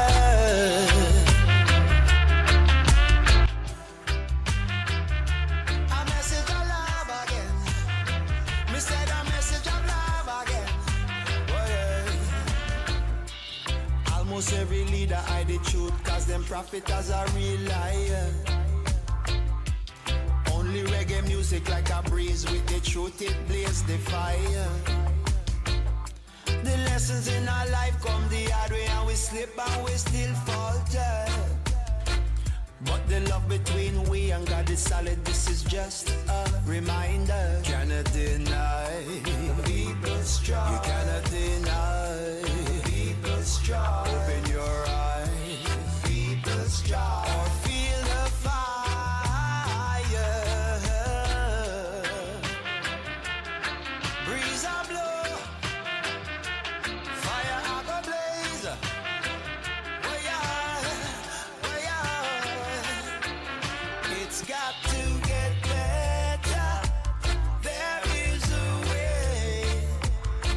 It's now or never. We see through the games they play. People's joy. Whoa. People's joy. Tell me if you have a clean conscience. Tell me if you have a clean hand. Do you take my kindness for weakness and take me for granted again? A message of love again. People's joy. Me said a message of love again. People's joy. Why, breeze a blow. Me say fire I go blaze. Why, a message of love again. Me said a message of love again. All be Alison, ready. Protect your neck, protect your neck, protect your head. Don't take no check. Protect your neck and look over your shoulder. Yeah, hear me now. Do not come out after midnight. And in a broad daylight, them a take a life. So we marching after dark when the action start. What I go on? Do not come out after X30. And the youth are well bloodthirsty. No make sundown, get you in a town. Take care yourself now. Over Warwick Hill, the war never stands still. And in a garden, we never see no cultivation or no farming. I go on, then we done you in a kirk. All over Waterhouse and clouds still have we wet, yeah. It's like your life now, no wait. I look in a color bed and I sit in a vegetarian alone. And get this straight, sir. Chant for a safer Jamaica. Who name them place, yeah? They never know say words sound of power. Oh, you got to be careful and protect your neck, protect your head back. Careful and protect your neck, protect your head when you come out after X30. Not just no blue suit, no khaki. No for pose like police and them a thief. Worse than the camera up in a white sheet. Freaks come out anytime it touch dark. Watch how you walk inside the park. Eat on tree and treat on his excited to see. Swap identity, I walk and mingle with we. New Kingston.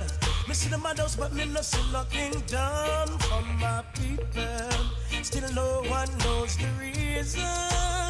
When we go ask a home road, still it was hopeless, cause no one would hear my cry. The struggle still continue, and we not pay line, but the pain that make we all a joy. Get this straight, sir. Work for a safer Jamaica. Sweetest land, sweetest water. Dash with the pirate culture. You got to be careful and protect your neck, protect your head back. Careful and protect your neck, protect your head. You gotta protect your neck, protect your neck, protect your head. Don't take no check. Protect your neck and look over your shoulder. We will walk come out after X30. We don't want a curfew country. Woman, I'm tired, feel like up in a house. We'll walk come out and spout all about. When we come out and start party, you know see no one act like we. Now make pagan mash up we country. In community sipping, governanity. Shoot as ill. The war never stands still. And in that yard, me never see no cultivation or no farming. No, them we done in a kirk. All over Waterhouse and clouds still them we wet, yeah. It's like your life now, no worry. And in the color bed, me see no vegetarian alone. Make we get this straight, sir. Chant for a safer Jamaica. Who name them place, yeah? They never know say words sound of power. Hey.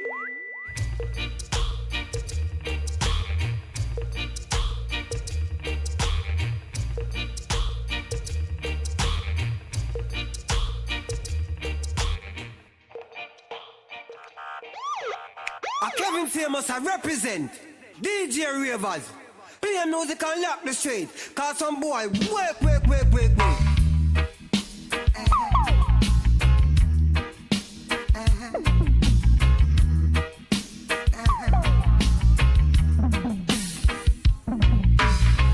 Many did try but couldn't steal my honey. Many did try but couldn't get in love. Some fool did try to trick her with his money. Turn around and wonder what she is made of. She just loves this groovy little thing we got going.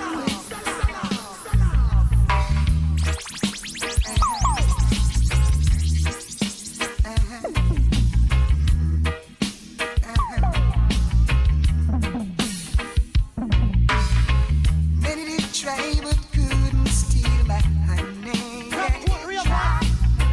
Many did try but couldn't get in love.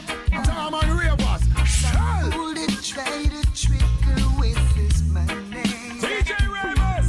Turn around and wonder what she is made of. She just loves this groovy little thing we got going. It will last as long as her heart's so beating. She just loves this groovy little thing we got going. It will last as long as her heart's so beating. Let it play. Yeah. Hey, Mr. Supervisor, think I'm gonna wrap the whole in Oh yeah, hey, yes. Oh, hey. Yeah, baby, dance, little more for me. Yeah. Oh yes, sir. I've been watching you across the room. Wish I could tell you how I feel. If I could get closer, a little bit closer, then I'd show you the deal is. All night I've been uptight, and then you're inside, and then I'm alright, cause you're so clean. If you know what I mean to hold you and never let go. You need to be here in my arms. Hey babe, on my shoulder. You need to be here in my arms. Hey. Don't let the waiting be too long. Can hardly wait a minute more. Say excuse to the crew you're with. Come feel rubbered up hardcore. Yes. All night I've been uptight, and then you're inside, and then I'm alright because you're so clean. If you know what I mean to hold you and never let go. You need to be here in my arms with your head on my shoulder. You need to be here in my arms. Yes, dance for the Lord. And we dance in the meantime. Dance for me, Lord. Dance for me, baby. To be blind, I'd love you to do. Dance for me, baby. Oh, yeah. A work of art, that's what you are. Any which way your body turns. Picasso, Michelangelo would war as to which one should own, yeah. Fulfilling what your body gave, yeah. It's enticing and not surprising that you're so clean. If you know what I mean to hold you and never let go. You need to be here in my arms.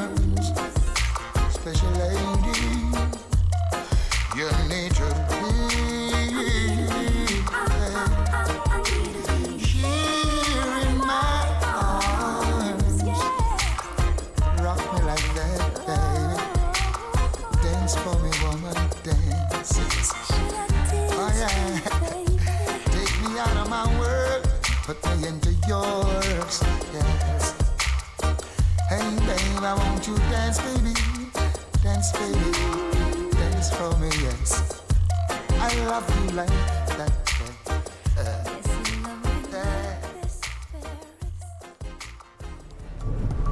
Ever wanted to share what you know about a crime, but were too afraid? At Crime Stop, we make it easy for you to report on crimes safely and 100% anonymously. All it takes is 4 simple steps. First, contact the tip line at 311 or visit www.crimestop.org or www.311tips.com. Then share what you know anonymously with one of our trained counselors. Any information related to criminal activity is accepted. We don't want to know your identity. We don't record calls or use star 69, and there is no way of tracing tips over the phone or online.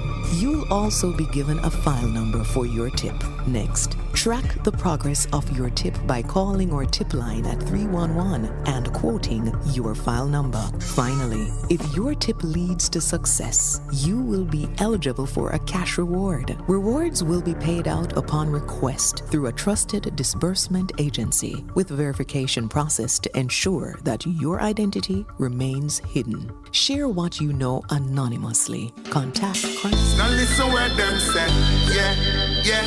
Now listen to them there, yeah, yeah. Now follow what them say. Then we say you out and make poverty get wet. Sure. Free, poor people be free. In every community, we burn this unity, burn this honesty. Poor people be free. Shed some light with clarity. I'ma tell them say the crime it caused by the poverty. Watch out! Forward we going and we non-stop. Up it up, get on youths cause we non-drop. None of them we sell out because them want spot. Them no feel to eat your food like them a chop.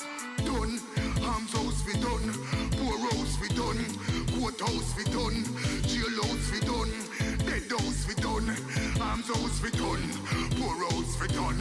Sit down. The youth them want a brighter way, and the youth them want a brighter day. Babylon them just a fight away. Tell them to free your poor people right away. Them run your water and your light away. Injustice take away your rights away. Then them send me so dead to take your life away. It's like them want say night and day. That one your name. Forward me going and me non-stop. Up it up, get to you because we non-drop. No for sell you out because them want spot. And no fear for eat your food like them a chopper. Done, arms house we done, court house we done, poor house we done, jail house we done, dead house we done, arms house we done, poor house we done. They use them progressive, Babylon possessive. Them fight reggae music as a hit a carry the message. Music alone shall teach them the lessons. Rastafari give us the glory and the blessings. So me say free, poor people be free. In every community, we burn this unity, we burn dishonesty, we burn partiality, we want equality. So shed some light with a lot of clarity. Alright, so me go so yo. Forward we going and we non-stop. Up it up, get to you because we non-drop. No for them we sell you out because them want spot. And no fear to eat your food like them a chopper. Forward we going and we non-stop. Me say pump up the rhythm, make it one clap.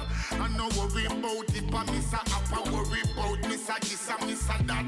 Now one you now listen what them say, yeah, yeah. Now listen to them there, yeah, yeah. Now follow what them there, cause them will sell you out and make property get wet, yeah.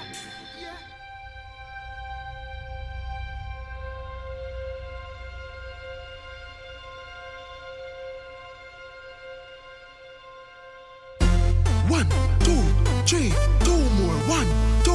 Adults to 30 minutes activity daily. Love your body, treat your body right. Vegetables, make sure you eat plenty. Children do 60 minutes activity daily. Drink some water when you feel thirsty. Cut down dessert and have a smoothie. Jamaicans, love your body, treat your body right. Love your body, treat your body right. Just eat right. Love your body, treat your body right. Love your body, treat your body right. One more time now. Love your body, treat your body right. Love your body, treat your body right. Just eat right. Love your body, treat your body right. Love your body, treat your body right. Listen up. Make sure you know your health status. Go a doctor and get a regular checkup. Chronic disease can slowly creep up. We can lower the risk and live up if we just eat right and get moving. Jumping, running, dancing or skipping. Change the children, them lazy habit. Make them play out the door and put down the tablet. Jamaicans, love your body, treat your body right. Love your body, treat your body right.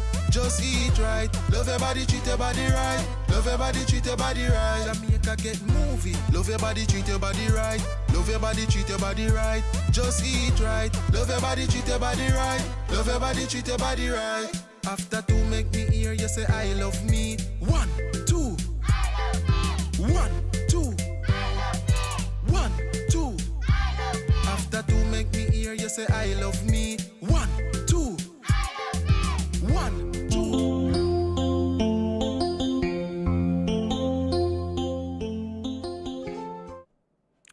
Yes, welcome back to Rebel Radio. And today we are starting a new program called Jalgo Speaks. That is the Jamaica Association of Local Government Officers. This is their time to give their perspective on the trade union movement in Jamaica. Jalgo Speaks. And we have with us the president of Jalgo, Mrs. Ellen Davis White. Good evening, Mrs. White. Evening, Yes. Desmond. How are you? Well, I am supposed to be okay. Yes. Yes, well, I know you are okay. Right. Yes. Well, this program is specially designed for you and Jalgo. So you want to tell us, and we are going to be talking about the compensation review.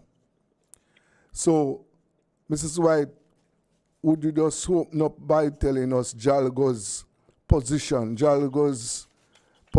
on the compensation review, which we know is causing a lot of problems at the moment? Yes, I think I wanted to start this series of programs looking at the compensation review because while we have implemented for most of our Jalgo members, there are still some niggling problems that we need to address and that we have started to address. And we also have at least one group that we represent who have not yet completed their compensation review has not been completed. And we felt the need to do this, not just because of the noise now around the payment to the increased salaries to parliamentarians, but I think for the wider Jamaica to understand the context within which this performance review was being conducted and the process, so that we could look at how rates were established for various positions and for us to get a clearer understanding, and certainly for the members of the public to get a clearer understanding of how these new rates were developed. Okay. So that is why we wanted to look at it. Yes. This as the first issue because we think there has been a lot of miscommunication, and the focus we think has been on where there are problems and not what has happened, and the fact that really the vast majority of public sector workers have received increases that for many exceeded their expectation, and for others, they had achieved some level of satisfaction, which is why we would have moved to sign off on wage contracts for them. Right. So I just thought I'd give that background information. That's correct. No. All right. Yeah. Yes. Go ahead. No. I would just like you to expand a little and tell us about how this package, this review, this new salary package, how it was conceptualized, and for example, tell us we know that you had over 300 salary scales in the system, and what this review did was that it reduced all of those numbers, brought it down significantly. But the point I would like you to just expand on us is just to tell us how the workers, you mentioned that many receive compensation that were above their expectations. So just expand on that and tell us at the bottom, if workers there got what were the increases that they got. If it was, for example, over 100%, 50%, just give us an idea so that we can understand. All right. I think the first thing that we need to understand is that these increases were not percentage based, meaning that what the compensation review, one element of the compensation review in relation to wages was to try and ensure that there was some kind of alignment between the salaries paid in the public sector and those paid in the private sector, and also in public bodies. Okay. Because over the years, public bodies have been able, to get increases in pay that would have put them far above their counterparts in the what is called the core public sector, which is primarily your civil service and your local government service, and so on. As against your public bodies, which would be places like your National Housing Trust, your Urban Development Corporation, the National Water Commission. Those are what you call public bodies. Yes. And what you would find is that the similar jobs in the public sector would be paid at much lower levels than those in the either the public bodies or in the private sector. Okay. And that would have been because the public sector had endured several years of either wage freeze or wage restraint. So while the salaries of public sector workers over the last probably, I think going back to 2002, 2004, while the salaries for public servants were held either at no increase or very limited increase in pay, the salaries in the private sector were under no such restraint, and so you had any kind of pay relationship that had been established before would have been totally distorted over this period when public sector workers were not able to collect increases in pay or very small increases in pay.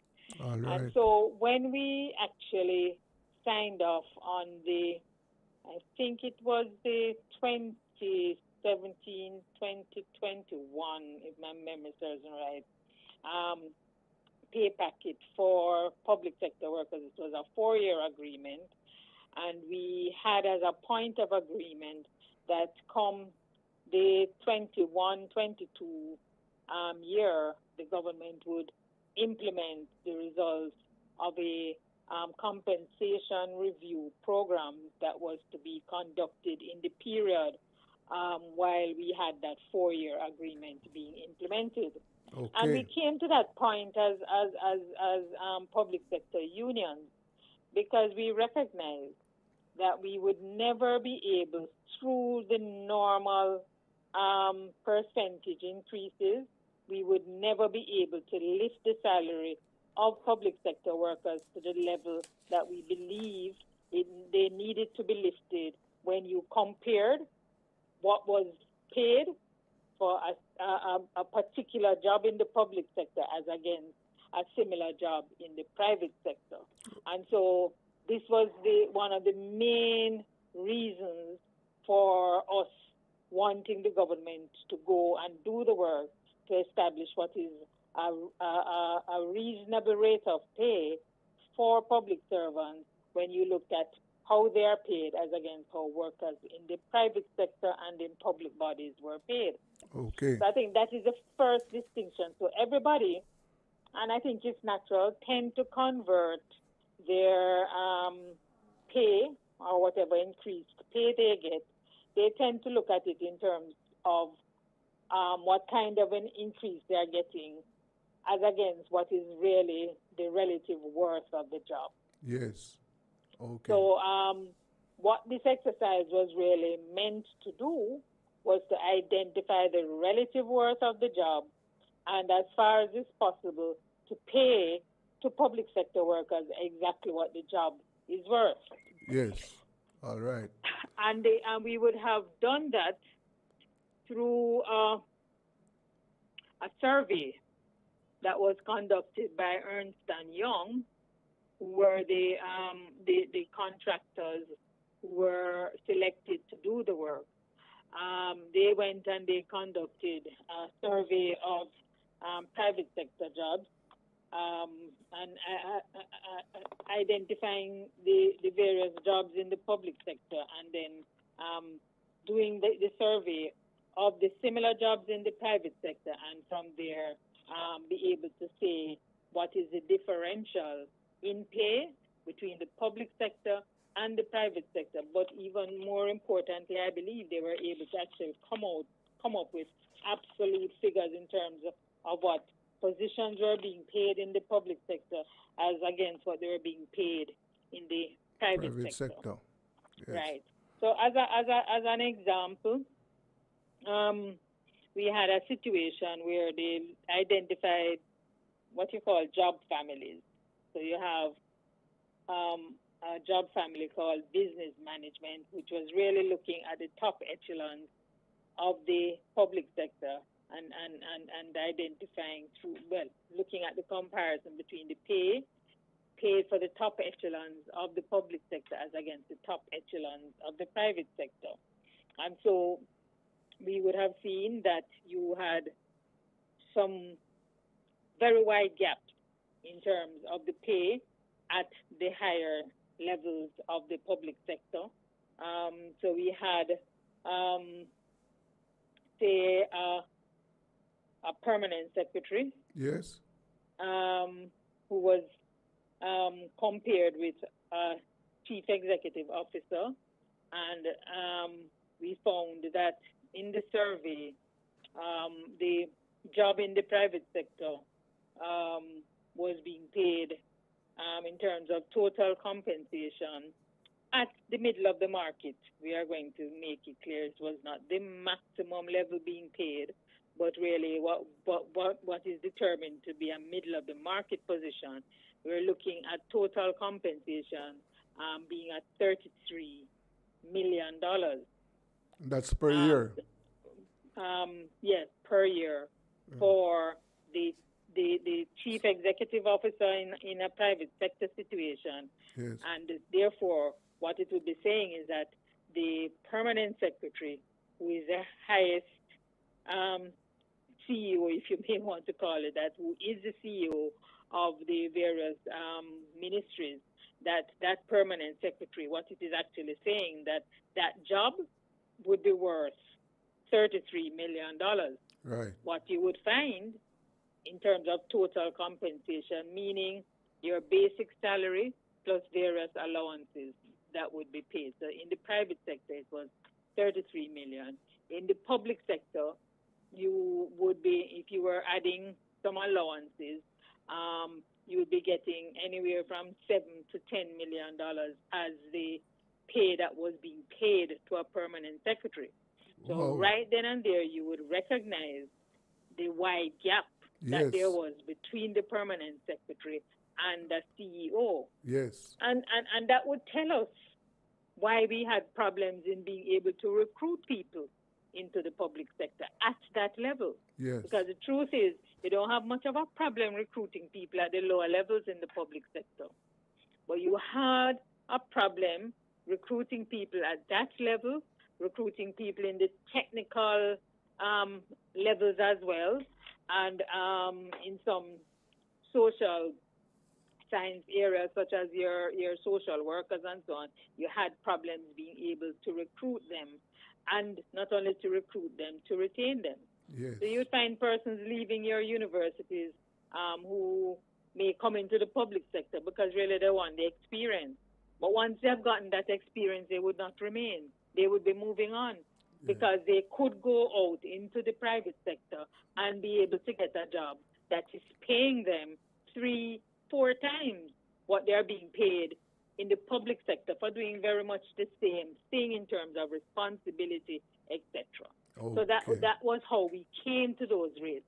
So it was not any group of persons sitting in a room and deciding that persons at this level must receive a 300% increase or whatever it is deemed to be when you do the calculation. But the intention of this exercise was to establish the relative worth and to find some means of being able to convert persons in the public sector to receive the relative worth of their job. So it is not about going and saying we think you deserve a 300% increase or you deserve a 100% increase. Everything depends on the job and how that job is valued in the private sector, and that is really what was used to determine the rates of pay. So in that exercise, you're going to find that some jobs are valued more highly than others. Yes. And so that is, I think, what has created some of the problems, because some persons are looking at the fact that they are receiving X, but their counterpart or somebody who is in the same band as them would be receiving X plus Y. Yes, yes. And persons find it difficult to accept that is so. But a lot of it, all of it was based on the relative worth that was established once you surveyed the private sector and found what it is that was being done in the private sector as against the public sector. So one of the things that we could look at as well is, say, your accounting groups. In the private sector, you would have like a principal or chief financial officer who would be comparable to a principal finance officer in the public sector. In the private sector, they were being paid anywhere from $30 million, which is the salary, the basic salary, and for total salary, they were being paid $18 million. And again, this is not at the top of the private sector. It's a middle of the market position, or what is called a median position for the private sector. Yes. So, and you would find that in that situation, you would have the principal finance officer in the public sector would have been receiving somewhere in the region of $4 to $5 million, as against the 13 million or the 18 million that the job is actually worth based on the survey. So that's how we come by these figures. So it was these absolute figures. Yes. And you're finding a way to be able to make the payment, and having made that comparison and identified what the relative worth is, as unions, we had to sit with the government and try to determine now, if they could actually implement all of it at one time. And they indicated they could not. So we ended up implementing these rates over a 3-year period. So whereas some people are looking at is that they receive X% in year 1, another X% in year 2, that's not really what happened. If the relative worth of your job was $10 million, what was agreed is that you would get a percentage of that $10 million paid upfront in year 1 and the remaining portions paid in year 2 and year 3. What we negotiated as unions is that the bulk of the money should be paid in the first year because we recognize that people had been waiting very long and going through COVID and so on. So we said, to use a term, we felt it should be front-loaded. So most of it should be paid in the first year and the remaining portion in the last 2 years. So what you would find is that in most cases, whatever was deemed to be the relative worth of the job, 80% of it was paid in year 1, and in year 2, another 10%, and in year 3, another 10% of the actual worth of the job. Not a 10% increase, but a 10% of what was the actual worth of the job. So as an example, they find that the relative worth of a job is $10 million. So what would be paid in the first year is 80% of $10 million. 80% would be $8 million. Yes. That is what will be paid in the first year. And in the second year, another $1 million. And in the third year, another $1 million. Okay. That was how it was done. Understood. Now that is clear. Now, and so you explain to us now, tell us how Jalgo was able to, using those examples, using what was arrived at, the methodology that was used.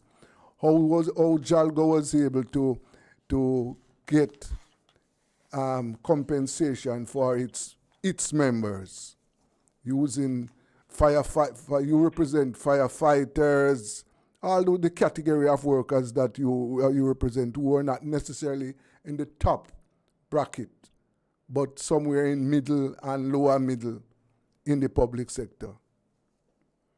Well, the other aspect to this kind of exercise is that you would use what you call benchmark positions, yes, which are positions that you could easily find to do a comparison. So, say if you were to use the job of a firefighter, the only real comparators in relation to the fire brigade, well, the best comparator for the Jamaica Fire Brigade would be the airport fire service because they are firefighters. Yes, yeah? Yes. There are some comparisons made with other uniformed groups, and the government of Jamaica referred to them as the Protective Services Group, which really includes the firefighters, the correctional officers, and the police. Those are the ones that are in the Protective Services Group. But we maintain that the best comparator for the Jamaica Fire Brigade, certainly for a firefighter, is the firefighter position in the airport authority. Yes. But we are now at a position where when the pay bands came to us from the government of Jamaica, we sought to find out, what were the comparators that were used, and as we thought, the only comparator that was used was the other groups in the protective services, the police force, and the correctional services. But we continue to maintain that there should be an added element in the airport's fire service, and that is something that is still under discussion. So while we have gone ahead and indicated that they could pay what was on the table at the time in March, we are still having discussions to finalize some elements of that, one of them being whether or not the airport's fire service should be used as a comparator for the Jamaica Fire Brigade. And as the one of the main unions representing firefighters, we continue to maintain that that comparison should be made. And so we have started those discussions, and we are expecting a follow-up meeting sometime sometime next week with the Ministry of Finance, and hopefully we'll be able to get that. But if you look even at the comparison with the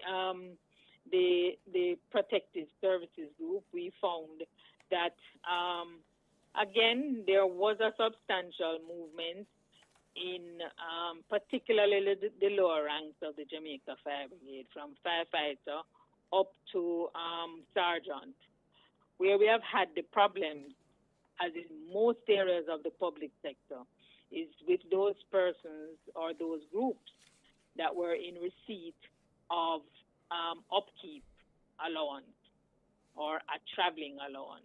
Okay. And in the case of the fire brigade, as one of the examples, they actually received some, well, from the district officer upwards, which is the first rank of officer, right up to the commissioner, they actually were in receipt of this upkeep allowance, and that has been absorbed into pay. And so what we have are situations where these groups, in these groups, you will find persons who have had to have the minimum 20% over 3 years applied to them. As far as we are concerned, that's a temporary position because we also have problems with the the salary scales, because we believe they overlap too deeply. And we are asking that that be fixed. And we are of the belief that if that is fixed, and that we can then begin to see better differentials between what was being paid and what is actually to be paid if we actually finalize a widening of the pay levels. Well, certainly that if we are able to erase the overlap between one scale and another. And what I'm speaking of, you know, in the public sector generally utilizes what is called a scalar approach to the salary. So a lot of private sector entities don't do that, but that is what happens in the public sector. So it means that you start at one point and you get an increment every year. Normally based on performance, you'd get the increment, and then you would continue through until you get to the maximum of the scale. What we found in the fire brigade is that the maximum of one scale overlaps very deeply to the point where the maximum of the lower scale was equivalent to like the 6th, 7th, 8th point of the scale above, which means that there would be overlap, so that if persons are promoted, they would not see more than probably one increment based on existing rules as the reward for being promoted, and also for I don't know if it's a reward, but it certainly would be, they would be paid this one increment to be able to deal with the increased responsibilities, them having been promoted a rank higher. So those are things that are being settled now, and we are hopeful that when next we meet with them, which is I think we have a tentative date set for next week, Thursday.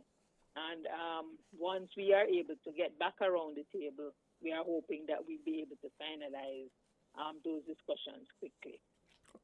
But you made the point about people who are in the middle band of the public sector. So you have 16 bands, pay bands. Yes. And when we looked at the information that came, the proposals, we didn't have much of a problem with the lower levels, I think from level 1 to 5, in terms of, the rates that were being proposed as against the rates that were paid for similar positions in jobs in the private sector. So we never had much of a problem with those.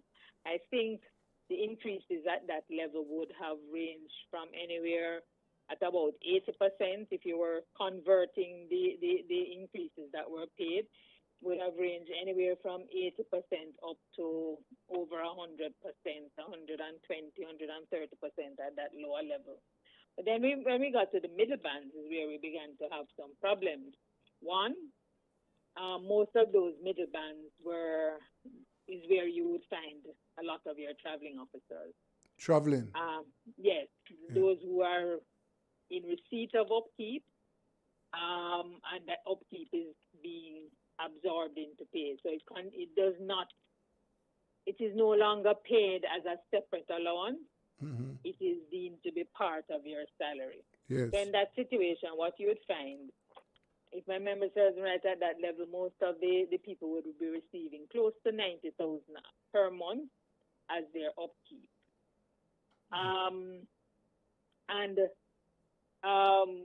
For many of them at that level, their rates of pay were quite low in the old system, not in the new system, in the old system.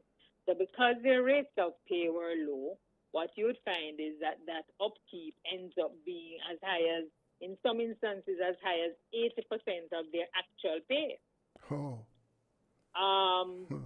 The disadvantage of that is that if you remain in that position for very long until you retire, you would find that your pension would be very minimal as compared to what your salary that you were being paid when you were leaving. So we have had persons coming to us, former members who have retired, coming to us, asking us to calculate their pensions because they don't understand why they're only getting X or Y for pension. Yes. But if you have a situation where your total compensation was $2 million, yes, but 90,000 of it is not pensionable because it is this upkeep allowance, then your pension now is going to be calculated on $1.1 million. Remember that in most instances, your pension may come out to be just about 30 to 40% of what your salary was. So just think of that and think of, the kind of surprise that somebody who retired, today I'm receiving $2 million overall, including my upkeep.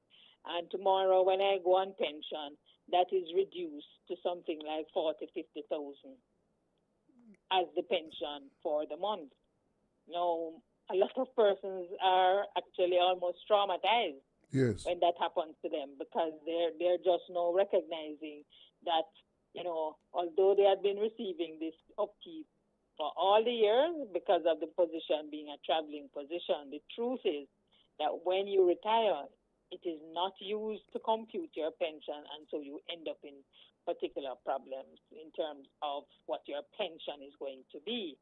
And so as unions, we did not oppose the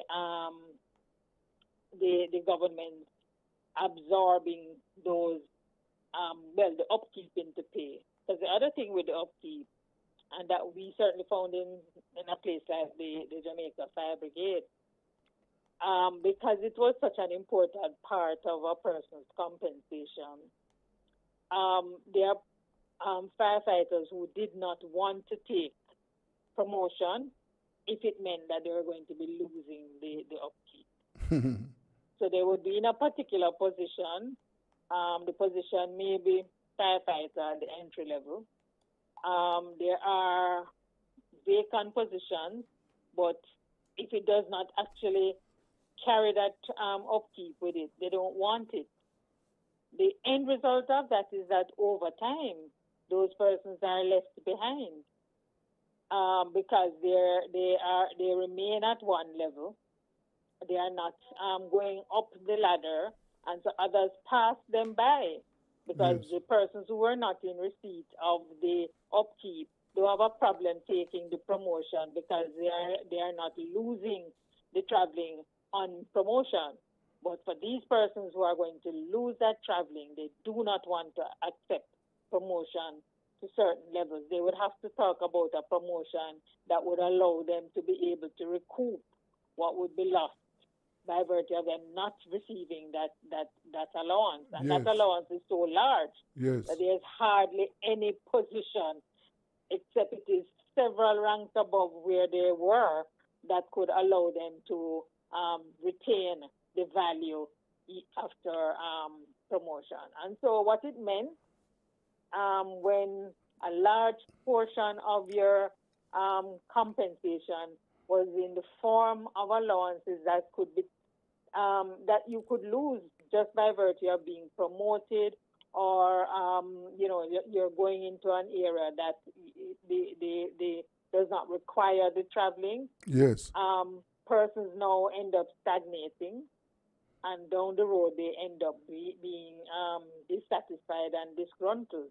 But if you're thinking about the here and now, there are many persons who can only think of the here and now because they don't know how it is that they are going to make ends meet if they are not getting this allowance. What has happened now is that this upkeep allowance is now part of your pay, so it's never lost to you ever again because it is now part of your pay. Yes. And in addition, we negotiated for a mileage, moving from $50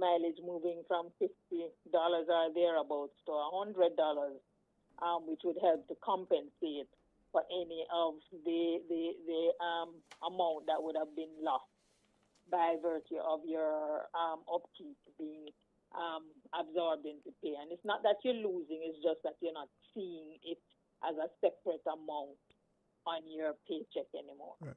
So how are those people? How are those people now that in that category? How are they working out? Well, there are some of them, like in the middle categories. Yes. Generally speaking, not just for the fire brigade now. Generally speaking, what we were able to do is to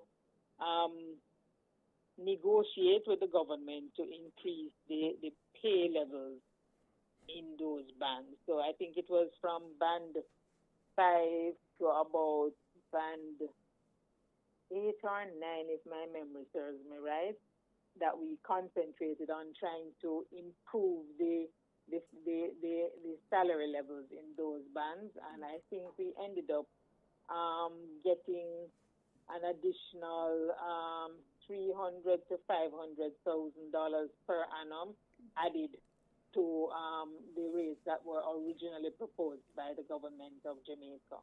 So what is there now is as a result of the negotiations that were done to improve the pay in those particular levels, such that these positions would be able to see higher rates of pay than were originally proposed by the government of Jamaica. Now, we are coming close to our end of time. We have I would ask you, the final question I want to ask you for this first program is, when you look... I'm not hearing you now. Are you hearing me now? Hardly. Are you hearing me better? Yes, I'm hearing you better now. Okay. Well, the question is, when you look at the package, how do you see it? What kind of in other words, do you see it as a package that has done better for our workers? Just give me your rating of the package. Generally speaking, I would say yes. Yes. There are groups that are dissatisfied, but in doing some of the estimates of the size of that group in terms of the percentage of public sector workers, we're looking at just about 20 to 25% of workers in the public sector who are disgruntled or unhappy with what has happened. And I'm speaking about the groups that we represent. Yes, yes. Our group would not include teachers and nurses. Our group would be the core public sector and would also include some workers in various groups in the health sector, and it would also include persons in the lower echelons of the education sector, as well as some persons in the who are in the clerical admin group across the service as well. Okay.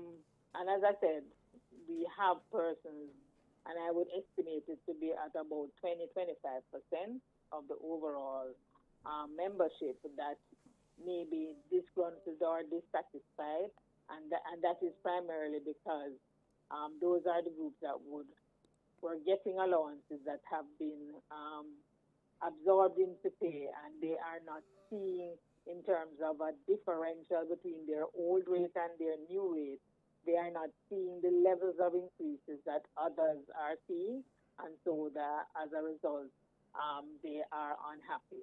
But Right. we continue to make the point to them and to all the public sector workers that you have to recognize that what is being paid is not based on a percentage increase. It is based on what has been identified to be the relative worth of the job.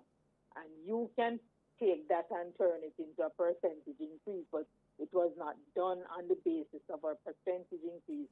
It was done on the basis of the relative worth of the job. And this is what the unions had been asking for, because we were saying that if we continued along the line that we were going with the public sector being so poorly paid as against the private sector for various jobs, then we would continue to have problems. Okay. Well, I want to thank you very much. This is Jalgo Speaks, and we'll be back next week. Next week to continue this discussion. Well, Jalgo will continue to give you feedback, to educate you on the the union, and what Jalgo is doing to improve the lives of its members and workers generally. Thank you, Mrs. White.